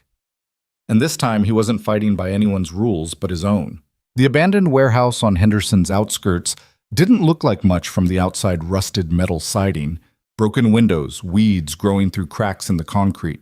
But Connor recognized the signs of a professional operation, the subtle cameras, the reinforced doors disguised as rust, the way the seeming decay was carefully curated to discourage visitors. Rebecca Morrison stood in the center of the main floor, surrounded by boxes of documents, computer screens, and what looked like years of obsessive investigation mapped out on bulletin boards. She'd traded her suburban mom costume for tactical pants and a black sweater looking more like the dangerous woman Agent Mitchell had described. "Welcome to my real office," she said as Connor entered. "Not as cozy as neutral ground, but it serves its purpose." Connor scanned the space, noting exits, defensive positions, the two men trying to look casual near the back door. "You have security. Former colleagues. People who understand that justice and law aren't always the same thing." She gestured to a table where files were spread out. "Before we begin, I need to know, are you recording this?" Connor pulled out Mitchell's phone. His own phone removed the batteries from both and set them on a metal shelf. Satisfied. "It's a start." Rebecca walked to the table, her slight limp more pronounced now that she wasn't trying to hide it. Sarah's investigation began 3 years before she got sick. She was working in the cancer ward, seeing patterns others missed or ignored. She opened a file revealing medical records, charts, newspaper clippings. 17 cancer patients over 2 years, all from the Riverside neighborhood. All under 40, all aggressive cases, all dead within 18 months of diagnosis. "Cancer clusters happen," Connor said, though his jaw was tight. "They do, but not like this." Rebecca pulled out a map, red dots marking locations. Every victim lived within a half-mile radius of Brennan Chemical, the company that had been dumping toxins illegally for a decade. The company that Judge Wellington ruled in favor of when the EPA tried to shut them down. Connor studied the map. Sarah had made those dots. Her handwriting labeled the margins with notes, questions, connections. "She never told me she was investigating this." "She was protecting you and Ruby. She knew how dangerous Wellington was." Rebecca opened another file. "This is Thomas Morrison, my father. No relation despite the shared last name I adopted. He was a forensic accountant who discovered Wellington was taking bribes from Brennan Chemical. Payments routed through shell companies, hidden in campaign contributions, washed through his wife's consulting firm." The photo showed a middle-aged man with kind eyes and Rebecca's sharp features. Wellington had him framed for embezzlement. Dad was arrested, convicted in Wellington's own courtroom conflict of interest that somehow no one noticed. He died in prison 3 months later, stabbed by an inmate who got early release the next week. "And Sarah?" Rebecca pulled out a medical file. "Your wife's cancer was specifically adenocarcinoma with unusual markers, the same type that affected 9 of the 17 victims. But Sarah's case was different. It appeared suddenly aggressively after she'd been healthy just weeks before. That's not how that cancer typically works. You're saying she was poisoned. I'm saying someone with access to Brennan Chemical's waste products could have introduced carcinogens into her system. Someone who wanted her investigation to stop." Rebecca met his eyes. "The day before Sarah was diagnosed, she'd made an appointment with a federal prosecutor. She never made that meeting." Connor's hands clenched. The memory of Sarah's sudden illness, the shock of the diagnosis, the rapid deterioration it all took on a different, darker meaning. "Who else knows about this?" "A few. Most are dead or too scared to talk. Wellington doesn't just destroy his enemies, he destroys their families, their reputations, their legacies, makes examples of them." "Then why are you still alive?" Rebecca smiled coldly. "Because I became someone else. Rebecca Morrison doesn't exist in any system that matters. I'm a ghost with resources, skills, and nothing left to lose. I've spent 7 years planning Wellington's destruction, but I needed someone like you, someone with the skills and the motivation to see it through." "You knew about Sarah when you approached me." "I knew she was investigating Wellington. I didn't know she was murdered until I dug deeper after our first meeting. Your appearance in Henderson, the grocery store incident, it seemed like providence. Or maybe Sarah's way of pushing us together." Connor walked to the bulletin board, seeing the web of connections Rebecca had mapped. Wellington sat at the center like a spider threads connecting him to judges, politicians, business leaders, criminals. How many people has he killed? Directly. Maybe a dozen. Indirectly through his rulings and corruption. Hundreds. Possibly thousands. If you count the cancer victims from Brennan Chemical alone. And Mitchell's people know this. They know some of it. But Wellington has connections in every agency. Files disappear, witnesses recant, or vanish, investigations get shut down. Mitchell's group isn't trying to stop him, they're trying to control him, use him as an asset. Connor turned to face her. So, what's your plan? You can't just kill him. He's about to run for Senate, too high profile. Kill him. No, that would make him a martyr. His allies would spin it as an attack on justice itself. Rebecca pulled out a leather-bound ledger. This is Wellington's real accounting. Every bribe, every murder, every crime documented in his own hand. He's arrogant enough to keep records hidden in a safe in his home office. You've seen it. Photos taken by someone who died 2 days later in a car accident, but I know where it is, how to get to it. What I didn't have was someone skilled enough to retrieve it while making it look like Wellington's enemies in organized crime were responsible. Frame job. Justice. Wellington's been taking money from the Torino crime family for years, but lately he's been favoring their rivals. The Torinos are angry, looking for leverage. If that ledger surfaces in their hands, if copies get sent to every major news outlet, to the FBI, to congressional oversight committees, Wellington goes down and it looks like criminal infighting. Exactly. No martyrdom, no conspiracy theories. Just a corrupt judge finally facing justice. Connor considered the plan. It was elegant, comprehensive, and incredibly dangerous. When what? Tomorrow night, Wellington's hosting a fundraiser at his estate. 500 guests, security focused on the perimeter, everyone distracted by politics and champagne. You've been invited. Rebecca Morrison hasn't, but Charlotte Harrison has. She pulled out an ID, her photo, but different hair, different name. Philanthropist, major donor, the kind of person Wellington cultivates. You'll be my security consultant. Background's already established, references check out. And if something goes wrong, then we implement Plan B, which is, we burn it all down and run. I have exit strategies for both of us. New identities, clean papers, enough money to start over anywhere. Ruby would come with you, of course. Connor shook his head. I'm not running, not anymore. Even if staying means Ruby loses her father. Staying means Ruby learns that some fights are worth the risk. That her mother's death meant something, that justice isn't just a word. Rebecca studied him for a long moment. You're different from 7 years ago. Harder. 7 years ago, I thought playing by the rules kept people safe. Now I know better. His phone, the regular one, buzzed from the shelf. Connor reinserted the battery and checked it. Text from Mike. Cops at your house. Ruby's fine at school, but something's up. I have to go, Connor said. The FBI. Local cops, probably about Marcus. Rebecca handed him a card. My real number. Memorize it and destroy the card. Tomorrow night, 8 p.m., I'll pick you up. Wear a suit. I don't own a suit. You do now. She indicated a garment bag hanging nearby. Tailored based on your military records. Should fit perfectly. Connor took the bag, then paused. Why Charlotte Harrison? Charlotte was my father's mother's name. Harrison was his middle name. It's who I would have been if Wellington hadn't destroyed my family. She turned back to her boards. Tomorrow night I become her for real, and Wellington meets his reckoning. Connor left the warehouse and drove toward home, but stopped 3 blocks away when he saw the police cars. He parked and approached on foot, using the neighbors' yards to get close enough to hear. Detective Ray Morgan, one of the few cops Connor genuinely respected, was talking to Mrs. Kowalski on Connor's porch. Just need to ask him some questions about last night. Nothing serious.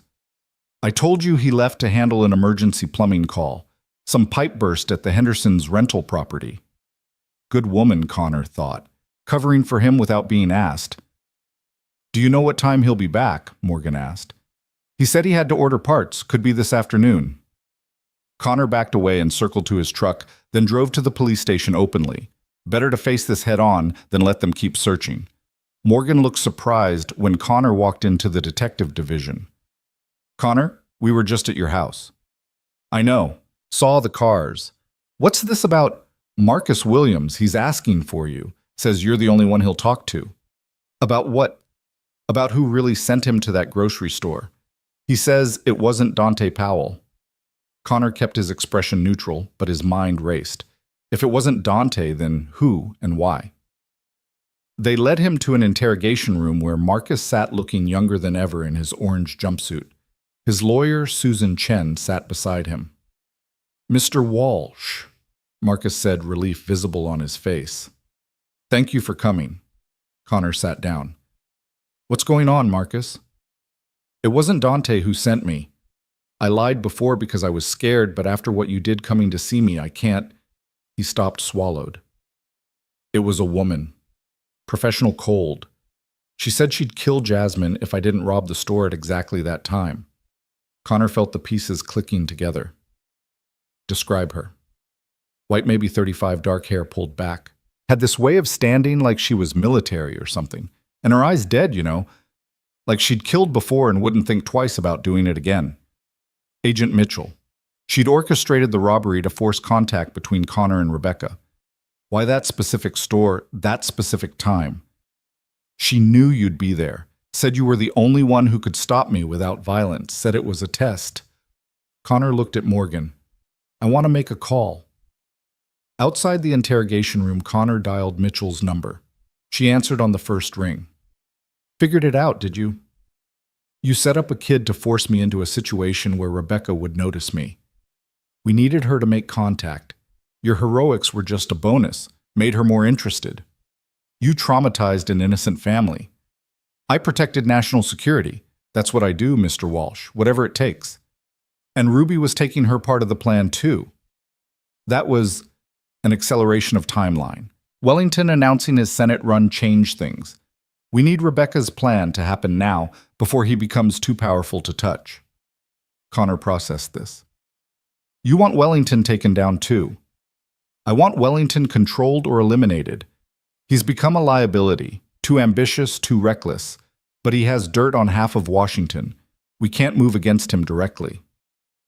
"So you're using Rebecca to do your dirty work?" "I'm using both of you. The difference is she doesn't know it yet." Mitchell paused.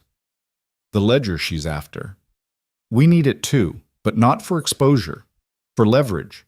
Wellington's records implicate people we need to control. And if I don't deliver it to you, then Ruby has an accident.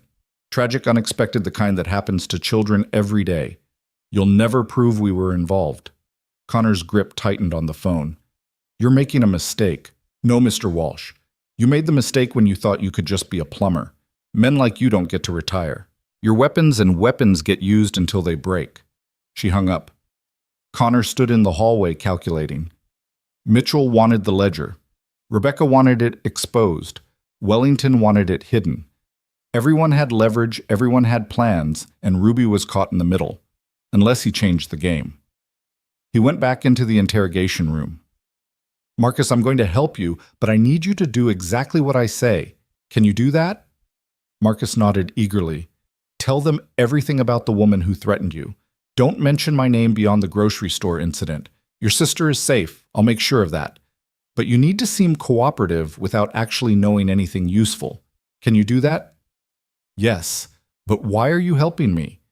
"Because you're collateral damage in someone else's war, and I don't leave innocent people behind." Connor looked at Susan Chen. "Get him a deal. Coercion diminished responsibility. He was a victim too." Outside the station, Connor called Mike. "I need a favor. A big one." "Name it." "Tomorrow night, I need you to watch Ruby, but not at my house. Take her somewhere safe, somewhere nobody would think to look." "The cabin." Mike's hunting cabin, 60 miles into the mountains, off the grid, defensible, stocked with supplies. "Perfect." "How long?" 48 hours, maybe 72, if something happens to me." "I'll raise her like my own. You know that." Connor's throat tightened. "Thanks, brother. You want to tell me what's really going on?" "The less you know, the safer you are. Just keep her safe." "Roger that." Connor drove to Ruby's school, arriving just as classes let out. She ran to him, backpack bouncing, face bright with 8-year-old energy. "Dad, guess what? I got an A on my spelling test." "That's great, sweetheart." He hugged her tighter than usual. "Hey, how would you like to go camping with Uncle Mike for a few days?" Her face lit up. "Really? Can we make s'mores? All the s'mores you want." As they drove home to pack, Ruby chattered about school, about her friends, about everything except last night. But Connor caught her watching him in the mirror, those green eyes holding questions she wasn't asking. "Dad, is this camping trip because of the bad people?" Connor chose honesty. "Partly. Uncle Mike will keep you safe while I fix some things." "Fix things like a plumber, or fix things like a soldier?" "Both, maybe." Ruby was quiet for a moment. "Mom would want you to be careful." "I know. But she'd also want you to stop the bad people." "How do you know that?" Ruby pulled out a piece of paper from her backpack. It was one of Sarah's journals, a page Ruby had apparently saved. Sarah's handwriting filled the page. "Evil thrives when good people do nothing.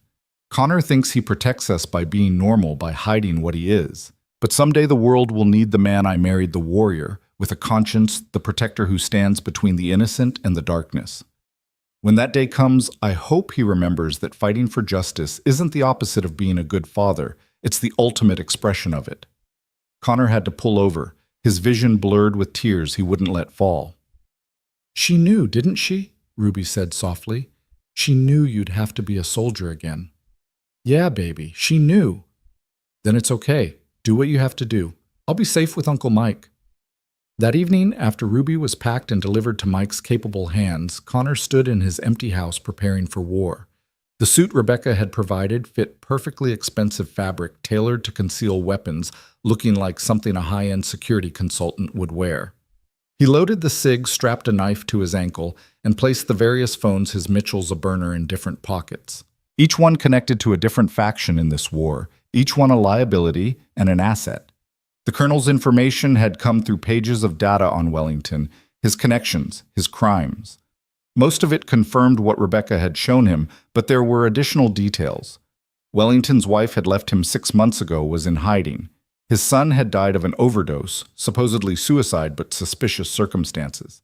The man had destroyed his own family along with everyone else's. Connor's regular phone buzzed. "Rebecca, car arriving in 5 minutes." He looked around the house one last time. Photos of Sarah, of Ruby, of the life they'd built on lies and half-truths. After tomorrow, everything would change. Either Wellington would fall or Connor would. Either way, the plumber's simple life was over. A black town car pulled up outside. Connor locked his door and walked toward his fate. Sarah's words echoing in his mind, "The warrior with a conscience." He got in the car. Rebecca was already inside, transformed into Charlotte Harrison, elegant dress, perfect makeup, every inch the philanthropist. But underneath, Connor could see the weapons, the tension, the years of planning coming to fruition. "You ready for this?" she asked. "I've been ready for 7 years. I just didn't know it." As they drove toward Wellington's estate, Connor thought about Ruby safe in the mountains, about Sarah dead in the ground, about Marcus in his cell, about all the innocents caught in the crossfire of powerful men's games. Tonight that would change. Tonight the ledger would be found. Tonight justice would begin. The car approached Wellington's estate, a mansion lit up like a beacon full of people celebrating a monster's ambition. Guards at the gate checking invitations, but they'd never see the real threat coming. Because the real threat wasn't the ghost seeking revenge or the soldier seeking justice. The real threat was the father who'd lost everything and had nothing left to lose but his daughter, and that made Connor Walsh the most dangerous man at the party. "Remember," Rebecca said as they approached the gate, "we're just here for the ledger. In and out, no confrontation." Connor nodded, but his hand rested on the SIG beneath his jacket. Plans were good, but plans rarely survived contact with the enemy. And tonight there were enemies everywhere. Wellington Mitchell's people, possibly the Torinos, and God knew who else. The guard checked their invitations, waved them through. The car rolled up the circular drive toward the house where Sarah's killer was holding court, accepting congratulations on his Senate run, never knowing that his carefully constructed world was about to collapse. Connor helped Rebecca out of the car, playing the role of security consultant scanning for threats that were very real. As they walked toward the entrance, she whispered, "Whatever happens, get the ledger, even if you have to leave me behind." "Nobody gets left behind," Connor replied. "Not anymore." They entered the lion's den, two ghosts seeking justice in a world that had forgotten what the word meant. But tonight they would remind everyone. Tonight Wellington would learn what Sarah had known all along, that nobody was untouchable. The party swirled around them, powerful people making deals, trading favors, never noticing the danger walking among them. Connor marked exits, counted security, noted which guests were armed. The habits of a lifetime impossible to suppress. And somewhere in this house, hidden in a safe, was a ledger that would bring it all crashing down. Time to go to work. The ballroom gleamed with the kind of wealth that never questioned its origins. Crystal chandeliers cast dancing shadows across marble floors while a string quartet played something classical and forgettable. Connor moved through the crowd like a shark through schools of oblivious fish, Rebecca on his arm, both of them wearing their lies like designer clothes. Judge James Wellington stood near the grand staircase, surrounded by admirers and sycophants, silver-haired, distinguished, radiating the kind of authority that made people trust him instinctively. Connor studied him with the patience of a sniper, cataloging details, the slight favor of his left knee, from an old tennis injury, the way his eyes never stopped moving despite his smile, the two bodyguards trying to look casual at 3 and 9 o'clock. "Charlotte Harrison," Rebecca said smoothly as they approached, her voice carrying just enough Boston Brahmin to be believable. "Such an honor to finally meet you, Judge Wellington." Wellington's eyes assessed her with the calculation of a man who measured everyone's value instantly. "Miss Harrison, your donation was extremely generous. I'm glad you could attend." "I believe in investing in leadership with vision," Rebecca replied, and Connor marveled at how easily she wore this skin, this life that should have been hers. "This is my security consultant, Mr. Thomas. After that dreadful business in Boston last month, I don't go anywhere without protection." Wellington barely glanced at Connor, dismissing him as hired help. Perfect. The invisible man saw everything while being seen by no one. "I understand completely," Wellington said. "Security is paramount in these troubled times. In fact, it's going to be a cornerstone of my campaign, making our streets safe again, ensuring justice prevails." Connor bit back bile at hearing this murderer speak of justice. Sarah's face flashed in his mind, pale and thin in those final days, still trying to protect him from the truth she'd uncovered. "I'd love to hear more about your plans," Rebecca said, touching Wellington's arm lightly. "Perhaps somewhere quieter." "The crowd is a bit overwhelming." Wellington's smile shifted, becoming predatory. He thought he was being propositioned. "My study is just upstairs. We could discuss my platform in private." "That sounds perfect." As they moved toward the stairs, Connor caught movement in his peripheral vision. A woman in catering uniform, but her stance was wrong, her eyes too alert. Mitchell's people. They were here watching, waiting for Connor to deliver the ledger. Wellington's study was exactly what Connor expected: dark wood leather-bound books that had never been read, photos with powerful people, and behind the desk a painting that was slightly askew. The safe. "Brandy," Wellington offered, moving to a crystal decanter. "Please." Rebecca accepted while Connor positioned himself by the door, playing the bodyguard role while actually checking for additional security measures. 2 cameras, one obvious one hidden. Motion sensor in the corner, the window wired for alarms. Wellington handed Rebecca a glass, keeping one for himself. "So, Ms. Harrison, what specifically interests you about my campaign?" "Justice," Rebecca said simply. "I've seen too many criminals escape consequences, too many good people destroyed by a system that protects the wrong people." "I couldn't agree more." Wellington sat behind his desk, the painting with the hidden safe directly behind him. "I've spent 20 years fighting that fight." Connor watched Rebecca's hand tighten on her glass. 20 years of destroying lives, he meant. 20 years of murder disguised as justice. "Tell me," Rebecca continued, "do you ever worry about revenge from those you've convicted?" Wellington laughed. "The guilty always claim innocence, but I sleep soundly knowing I've done what's right. Besides," he gestured to the room, "security is comprehensive. This house is a fortress." A knock at the door interrupted them. One of Wellington's bodyguards entered. "Sir, the senator is asking for you, says it's urgent." Wellington sighed. Politics never rests. Ms. Harrison, would you excuse me for just a moment? Please enjoy your brandy. I'll return shortly. After he left, Connor moved immediately. 2 minutes, maybe 3. Rebecca was already at the painting, swinging it aside to reveal the safe. Biometric lock. We need his fingerprints. Connor pulled out a device the colonel had provided military grade, able to bypass most biometric systems, but it needed a template. He looked at Wellington's glass on the desk, perfect prints on the crystal. 40 seconds, Rebecca said, as Connor worked lifting the prints with tape, transferring them to the scanner. The safe clicked open. Inside were stacks of cash, some bonds, and there a leather-bound ledger worn from years of use. Rebecca grabbed it, flipping through quickly. This is it. Names, dates, amounts, everything. We need to go. But as they moved toward the door, it opened. Not Wellington Agent Mitchell, dressed as a caterer, but holding a Glock steady. I'll take that, she said. Connor stepped between her and Rebecca. This wasn't the deal. The deal was you get me the ledger, you have it, hand it over, and let Wellington walk free. Wellington's finished either way, but this ledger is too valuable to waste on simple exposure. The people in here, senators, CIA directors, federal judges, we can control them all with this. More corruption? Rebecca said with disgust. Just changing who holds the leash. Welcome to the real world, Mitchell replied. Now give me the... The door burst open. Wellington stood there, his bodyguards behind him taking in the scene, the open safe, the ledger in Rebecca's hands. Mitchell with her weapon drawn. Charlotte Harrison, Wellington said slowly. No, you're Rebecca Morrison, or should I say Charlotte Morrison, daughter of Thomas Morrison. His smile was cold. I wondered when you'd finally make your move. Everything happened at once. Mitchell swung her weapon toward Wellington. His bodyguards drew their guns. Connor moved years of training compressing into instinct. He knocked Mitchell's arm up as she fired the bullet, punching into the ceiling. His elbow caught the first bodyguard in the throat, while his other hand drew the SIG, putting 2 rounds center mass into the second guard. Rebecca didn't hesitate. She threw the brandy in Wellington's face and dove behind the desk as more guards flooded the room. Connor flipped the heavy oak desk for cover as bullets started flying.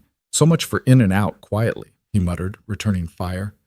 Mitchell had taken cover behind a bookshelf, shooting at both them and Wellington's people. The ledger. Get me that ledger.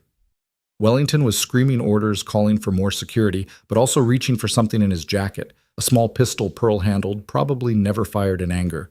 Connor counted muzzle flashes. 4 hostiles in the room, more in the hallway. Mitchell pinned down but still dangerous. Rebecca beside him, the ledger clutched to her chest, her elegant dress now torn and blood-stained. We need an exit, she said. Connor looked at the window. 3rd floor, but there was a balcony below 2nd floor. Can you jump? Do I have a choice? He provided covering fire while Rebecca shot out the window with a lamp base. Cold air rushed in along with the sound of sirens. Someone had called 911. Go! Connor shouted. Rebecca jumped, landing hard on the balcony below. Connor heard her grunt of pain, but she kept moving. He turned to follow, but Wellington was there, that pearl-handled pistol aimed at his face. You killed my wife, Connor said. Wellington's eyes widened slightly. Walsh.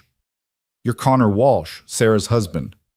You poisoned her, made it look like cancer. She was interfering with things beyond her understanding, just like her husband is now. Wellington's finger tightened on the trigger. Connor moved faster. A lifetime of violence condensed into a moment. His hand swept Wellington's gun aside as it fired the bullet singing past his ear. His other hand, still holding the SIG, came up.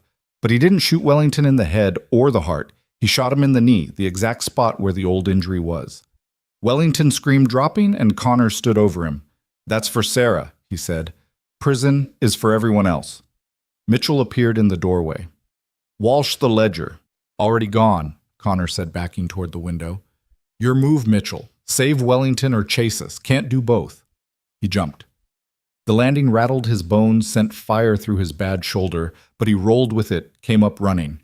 Rebecca was already at the edge of the second balcony, looking down at the gardens below. There. She pointed at a service van parked near the kitchen entrance. Behind them, gunfire erupted as Mitchell engaged Wellington's remaining security. They jumped again, bushes breaking their fall thorns, tearing clothes and skin.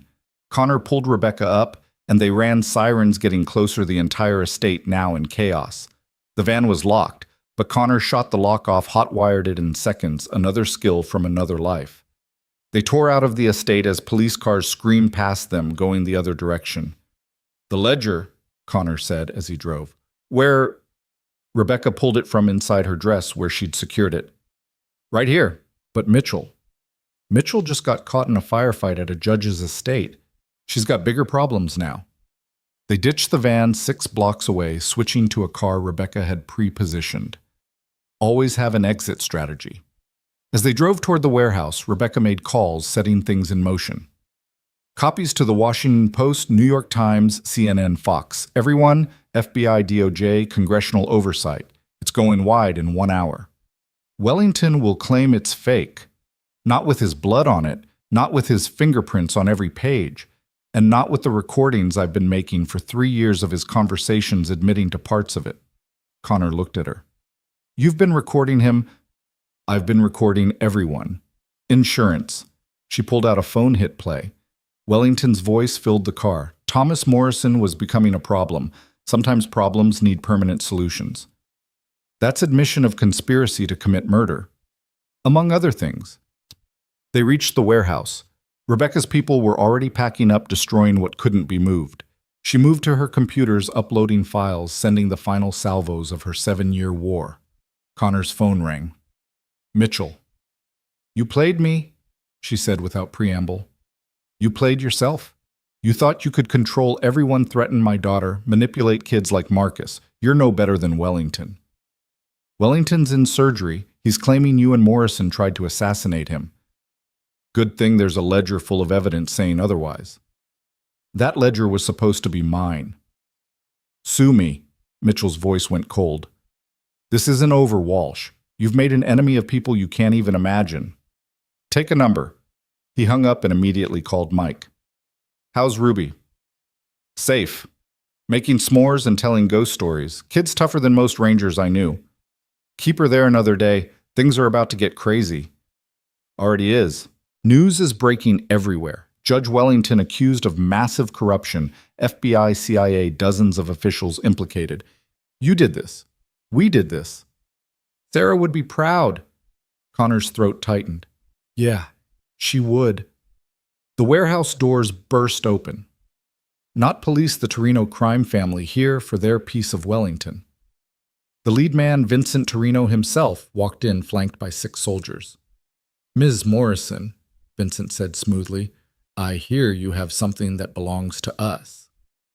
"The ledger's already public," Rebecca said, "but I saved something special for you." She handed him a folder. Vincent opened it, smiled. "Wellington's offshore accounts. How generous." "He stole from you. Seemed only fair you get it back." "And what do you want in return?" "Nothing. We're done here. Wellington's finished, and we all get to watch him fall." Vincent studied them for a moment, then nodded. "The Torinos remember their friends Ms. Morrison, and their enemies." "Which are you?" "Neither. I'm a ghost, and ghosts don't take sides." Vincent laughed. "I like you, both of you. If you ever need anything." He left the offer hanging and walked out with his men. Connor and Rebecca stood in the empty warehouse, the weight of what they'd done settling over them. "What now?" Connor asked. "Now we disappear. I have a plane waiting, new identities prepared. You and Ruby can start fresh anywhere." "What about you?" Rebecca looked at her boards one last time, then started pulling them down. "Charlotte Harrison dies tonight. Rebecca Morrison never existed. Tomorrow I'll be someone else entirely." That's not an answer. She turned to him, and for the first time since they'd met, she looked vulnerable. "I've spent 7 years focused on revenge. I don't know how to do anything else." Connor understood that emptiness the void left when purpose disappeared. "You could try living. Actually living, not just existing for someone else's destruction. Is that what you're going to do?" "I'm going to raise my daughter, teach her to be strong and good and brave like her mother. Maybe fix some pipes. Maybe help kids like Marcus who get caught in bad situations. Use these skills for something better than violence." "Sounds nice. Sounds normal." You could try normal too.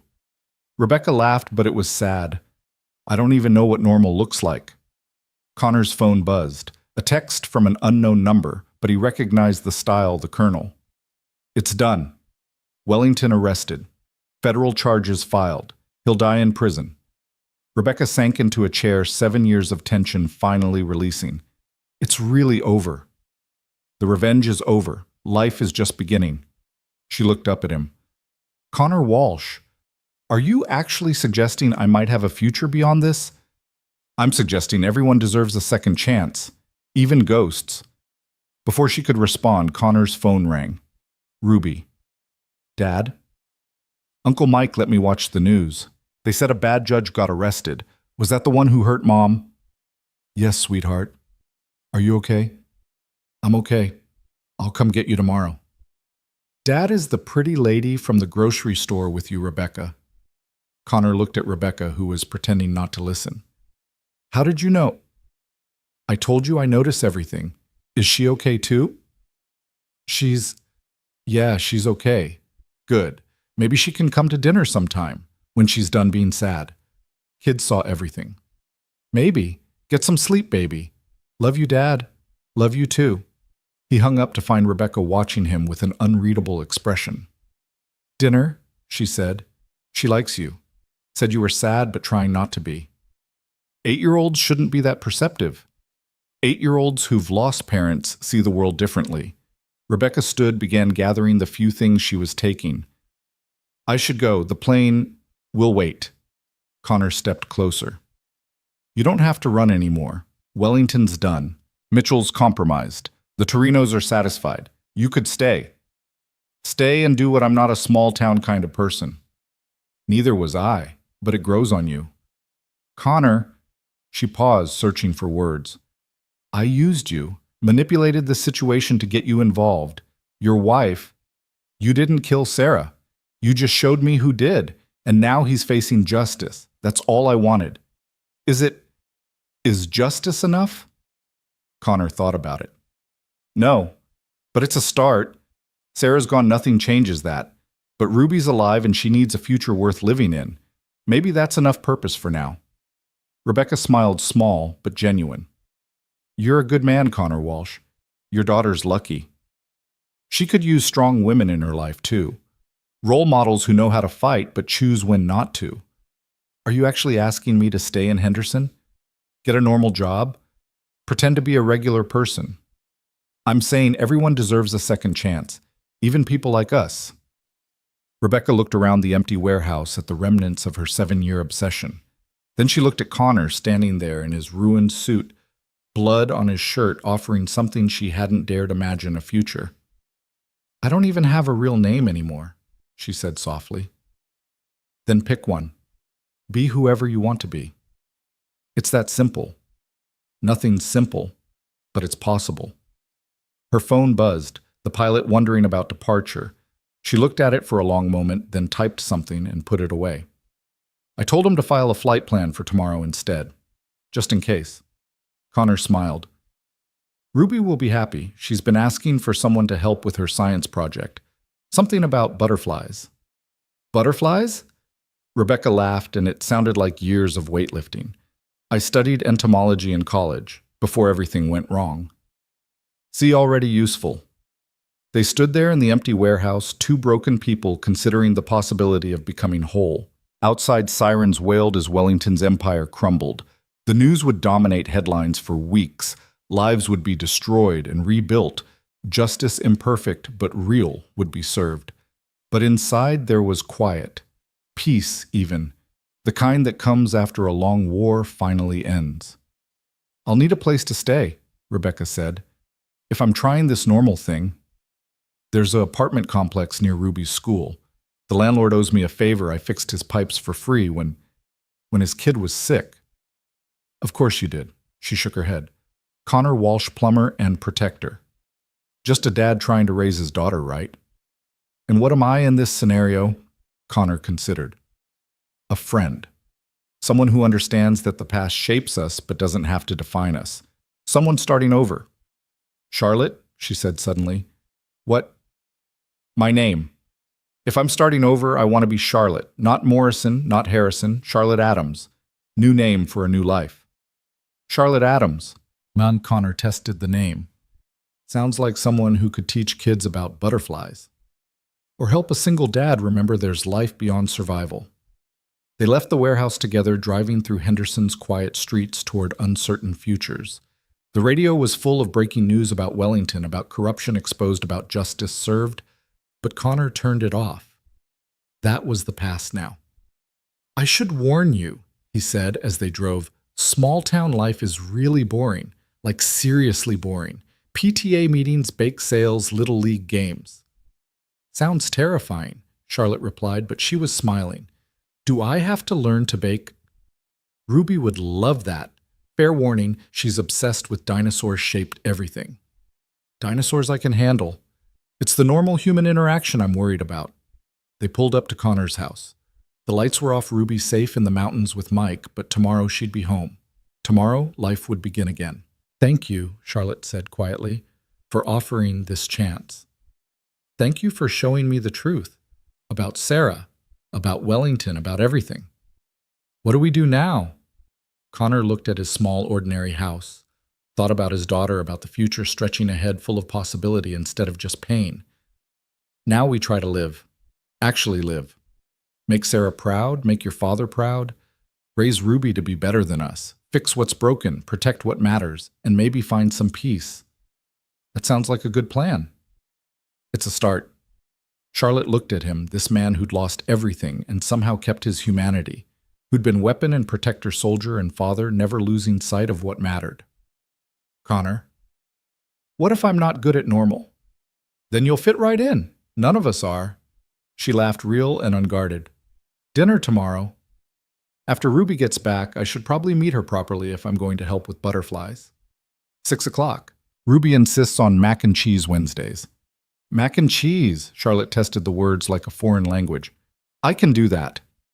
As Connor watched her drive away to whatever hotel she'd chosen, he thought about second chances. About Sarah, who'd wanted him to be the warrior with a conscience.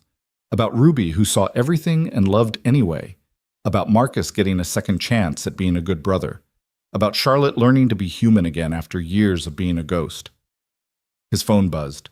Mike. News says Wellington's lawyering up, but the evidence is overwhelming. He's done. You did it, brother. Connor typed back, we did it. All of us. Another text, this one from Susan Chen. Marcus is being released tomorrow. Charges dropped due to coercion. He asked me to thank you. Then Agent Mitchell, this isn't over. Connor deleted Mitchell's message without responding. It was over enough. Wellington would face justice. Ruby was safe. And tomorrow a woman named Charlotte Adams would come to dinner and help with a butterfly project. It wasn't the life he'd planned. Sarah was still gone. That hole would never completely heal, but it was life real and messy and full of possibility. Connor Walsh stood on his porch looking at the stars Sarah used to love and made a promise. I'll raise her right, he whispered to the night. I'll teach her to be strong and good and brave like you. And maybe, just maybe, I'll learn to be happy again. The stars didn't answer, but somewhere he thought Sarah was smiling. Tomorrow would bring new challenges. Mitchell might make good on her threats. The Torinos might call in their implied favor. Charlotte might struggle with normal life. Ruby might ask hard questions about everything that had happened. But tonight Wellington was in custody. Justice had been served. And a little girl would sleep safe in the mountains dreaming of butterflies and dinosaurs and a world where heroes still won. Connor went inside, locked the door, and prepared for tomorrow. The plumber was back, but the soldier would always be ready if needed. And somewhere between the two, he might find the man Sarah had always believed he could be, the warrior with a conscience who chose to build rather than destroy. In the morning, he'd pick up his daughter. They'd make breakfast together. Charlotte would come to dinner. Life would go on. And maybe, just maybe, that would be enough.